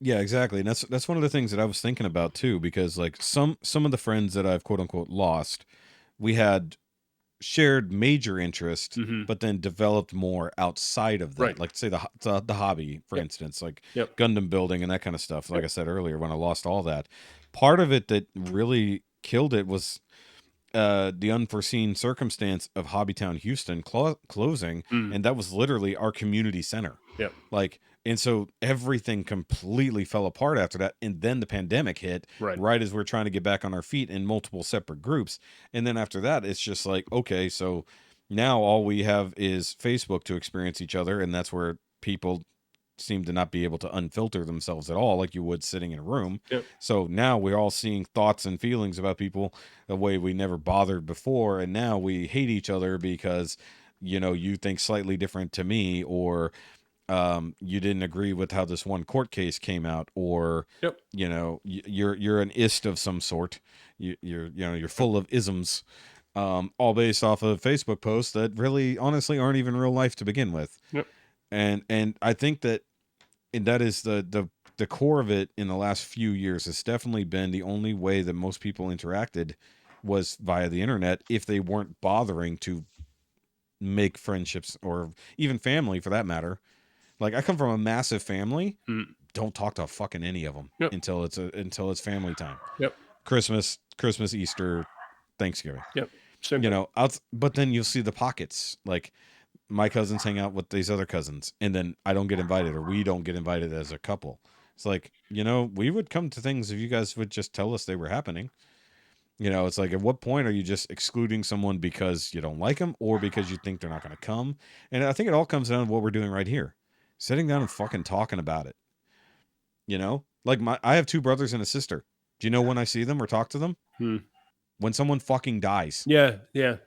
And like, I don't know their kids anymore. Their kids all have fucking kids. How do you have 2 brothers and a sister? I thought you just said you were only child. I'm my mom's only child. Half. So you have half brothers and half sisters. I have half. Okay. I was confused for a second there. I talked about it briefly before, but I got you. Like whatever relationship could have been there, even in the last few years, completely gone, because we don't live near each other. And then the internet doesn't matter enough, or someone decides to isolate, so therefore you don't keep up with unless you see them in person, or they choose to fucking like my sister, like no fucking joke, my sister won't accept my fucking Facebook friend request. What? I don't know. Her daughter, did, but her husband, I guess my nephew-in-law at this point, did, and so that's how I keep up with the shit they're doing, because my sister won't fucking accept my. And I've done nothing to my sister at all. That's why. Is she active on Facebook, or is she one of those people that just has a bit more active than she was, because like since her husband died, last year, he's the one who died of COVID. Like reaching out to family, you think would make sense. And I'm not that far away. I'm like 35 minutes away on a bad day. Like, if you need something, hit me up. The fact that me and them and even their kids, like, we don't do family shit together. Like, there's no Shoky family Christmas anymore like there used to be. They all do their shit together and exclude me, my mom, and my dad, which is fucked. It's like they share fathers and they don't even come to fucking check on their dad anymore. None of them fucking knew he had dementia because they don't bother to check. Except for my one brother who comes over to help when he can. But then even then, he stopped fucking answering the phone because he's more worried about whatever's going on in his life. It's like, your dad could really use some fucking help. My oldest brother's got a lot of money. He could be helping out financially to deal with my dad's mental problems. But no, not to really just go ham on everybody. But it's like, seriously, we stopped bothering with people in person because Facebook made it easy to just sort of keep up with people. And then we just stop seeing people that we love and we care about at all. And we stop seeing them as people because now we can just ignore. We can remove them from our timeline. We can block them when they annoy us. It's like people don't matter to people anymore. And I think that's one reason why all of our circles kind of fall apart as easy as they do. Because there's nothing based in reality anymore. Yeah, for sure. And like you said, it's too easy to just dismiss people on the internet, right? Like I had that situation with that guy, right? I was just like, I don't want to talk to you about this anymore. And I just went block, right? Like that was my instantaneous reaction, was just to block the guy, right? Instead of trying to work it out, right? So anyway. And see, that's where you need to watch Black Mirror on that episode about blocking in person and see how much that really means. If you haven't watched Black Mirror, I definitely suggest watching Black Mirror. I've seen a few episodes of that. I keep wanting to go back to it. Dude, because if you didn't get to the blocking episode where like a couple split up and she blocked him. Yeah. in real life. Yeah. Like he couldn't see her or hear her. Oh, weird. Like it was just a blurred out version of her. Yeah. And vice versa. Sounds amazing. I wish I could do that. It's fucking ridiculous. Well, the problem, real people. Oh my god. That's right. I'd be like, look, Rusty, you really aren't real. You're a gray fuzz. Exactly. But like the consequences there of that blocking actually is where it gets crazier. So that's why it's like now it's like, okay, yeah, you thought you just blocked someone on the internet, but imagine what would happen, you know, all that. But like I get in these fucking grooves where I basically I call it spiraling. You know, you guys know how it goes. You know, you get into the negative thought spiral and you just fucking go further and further down. Yeah. And for me personally, it starts with the loss of friends. Yeah. I know it's going to sound dumb, but the easiest way that I've felt to handle that is fuck them. Like literally, alcohol? Like get that. Don't just say that phrase, but like get it into your brain and mean it. Fuck them. Well, the problem is that while I can base a lot of things off of anger. And there's a lot of people I'm definitely permanently angry at. There's a lot of people that just hurt me and left me to fucking rot. And while I want to be angry at that, I still cared about that person and they meant something to my life. So for them to actively go fuck off without even so much as a conversation is where I spiral. You know, all the worth that I felt like I had based on other people disappears. And that's when you wonder, like, okay, if all these people can just dismiss me like this, and in the case of like Bobby, all these people I know and love and care about and hang out with all went on vacation together without me, you know, am I the shithead? Am I the one who doesn't matter in this group? Am I the one who can disappear tomorrow? And that's the kind of shit that a lot of people go through but never talk about. And, you know, that's big for me. Personally, I don't know about everybody else, but like that's one of the things I deal with mentally on a regular basis, you know. And it's just something I have to get myself out of, like playing Power Wash Simulator to hopefully soothe my terrible thoughts and bring it all the way back around. But guys, also, if you're feeling anything like this and you just kind of want to talk or you want to voice some opinions, you can do so in the comments. You know, let us know, you know, about you a little bit if you have any issues like that. I know, what was it, Blaster mentioned that when we talked a few, you know, like 20 episodes ago, you know, just talking about our issues helped him get through some of the stuff he was going through. You know, if you're experiencing anything like that, you know, you can always reach out. You know, we're not that far away. If nothing else, comment section, you know. Yep. We're nobodies on the internet, but we'll listen. I mean, except for Ricky. I'll listen, but I'll just tell you get the fuck over it. Yeah, exactly. I'm a heartless, soulless bastard. Yep. Yeah, I wish I could be, but I'm not. But either way, guys. I'm really not. Go listen to our top 5 from today. Yeah. I'm far from. Ricky. Speaking of the top 5, I have to throw this in here real quick because the wifey eventually sent me her top 5. So this is an addendum to an addendum to an addendum. So you're going to have a lot of editing. Do you got 2 edits to cut? No, I'm leaving it here. No, I'm leaving it here. So her top 5, no particular order, were Mean Girls, Bring It On, oh God, Bridesmaids, no, Legally Blonde, worst list ever, and Devil Wears Prada. Definitely a girls list. Okay, Devil Wears Prada. Yeah, no, definitely. Well, yeah, okay. Yeah. So either way, I'm on board with some of this list. I don't. Legally Blonde, barf. Legally Blonde 2, Blonde. Even more barf. I love Legally Blonde. I will watch it anytime it's on. You are the worst, Shoky, man. I'm telling it's my chick flick list. You needed to get out of that closet years ago, dude. Dude, it's Reese Witherspoon. She's hot. She's not hot. She looks like somebody took a size 18 shoe and slapped her in her fucking face. She is not hot. The fuck are you even basing that on? She looked like she sat in the top of an ugly tree, fell out, hit every ugly branch on the way down, and then slapped her forehead on an ugly rock when she hit the bottom. That bitch is ugly, dude. You ever seen the picture of Barbie dolls when somebody left it out in the sun and it started doing that melting? That's Reese Witherspoon's face. Fuck that shit. I don't agree with any of this. I think you need to see your optometrist. I do need to do that anyways. See, you're going to put on them HD glasses like Pinkerton got, and you're going to be like, what the fuck? I've been saying this goddamn monkey face bitch is hot. Yeah, you'll see. She was hot. And she's still hot in that new movie. She did not have a 4 head. She has like a 7 head. And either way, so we need to go. So either way, follow us on all the things down below in the comments and whatnot. Oh, by the way, I forgot to throw out the email there. If you want to write us a really long email about what's going on in your life, you could do so at NowYouMadeItAwkwardMail@gmail.com. And there's Rusty down there. That's all me. the Rusty trombone things. I'm Of course, there's Ricky. What Hey, else? look, just one episode. Nope. no, because you ended with something about cheese bags. Therefore, we And always have also, to now you made it awkward every fucking episode. Nope. that too. Funny. It's not funny. It's entertaining. Rusty trombone no. is fucking funny. Rusty You trombone looking is that funny. up while live on recording was fucking hilarious. I laughed so hard at myself laughing at that shit at work. People thought I was crazy, dude. Hey guys, before we go, actually, I forgot to include a message from Sean about losing friends and stuff like that, and it's like because we end on a very silly note, didn't want to take away from that by putting it after the actual K-bye, so I'm gonna just go ahead and insert it here. Loss of friends, the older you get. So I have realized, and I saw that my father go through this, the older you get, the more people that have came in your life leave your life, one way or another. Either death, wrongdoings, they moved off, they went down another path. And I was just talking about this not too long ago. It seems like every day someone you knew died. Recently, the first of the year, I had an old running buddy of mine. He got out of prison, and he died in a car wreck.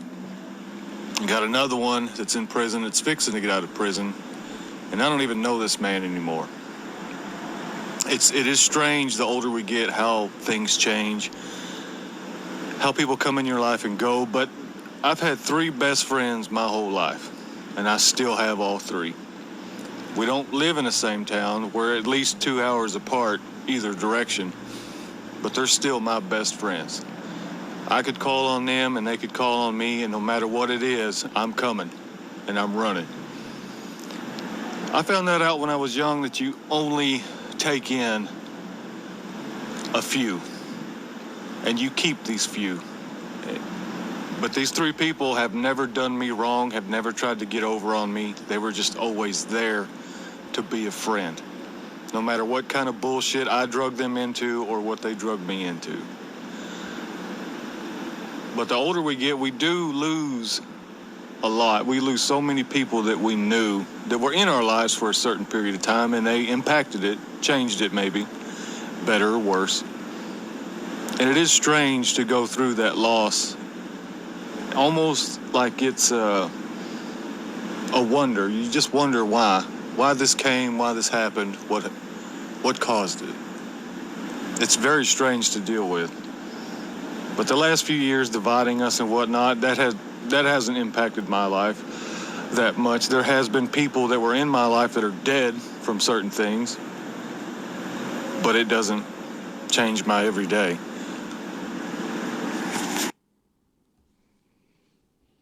And sadly, when we did the initial recording, actually we stopped the footage before I played that for everybody, and then we had another conversation. So that's one of those ones that's just going to be lost into the ether. It's a thing you just can't replicate again. So I just wanted to include Sean's thoughts here at the end. All right, guys, so with that, okay, bye. Goodbye. Okay, bye. No cheese bags. When he does his thing, he's like, "Adios, cheese bags." He's like all into it. When he does K-bye, he's like, "Okay, bye." He sounds like fucking Eeyore.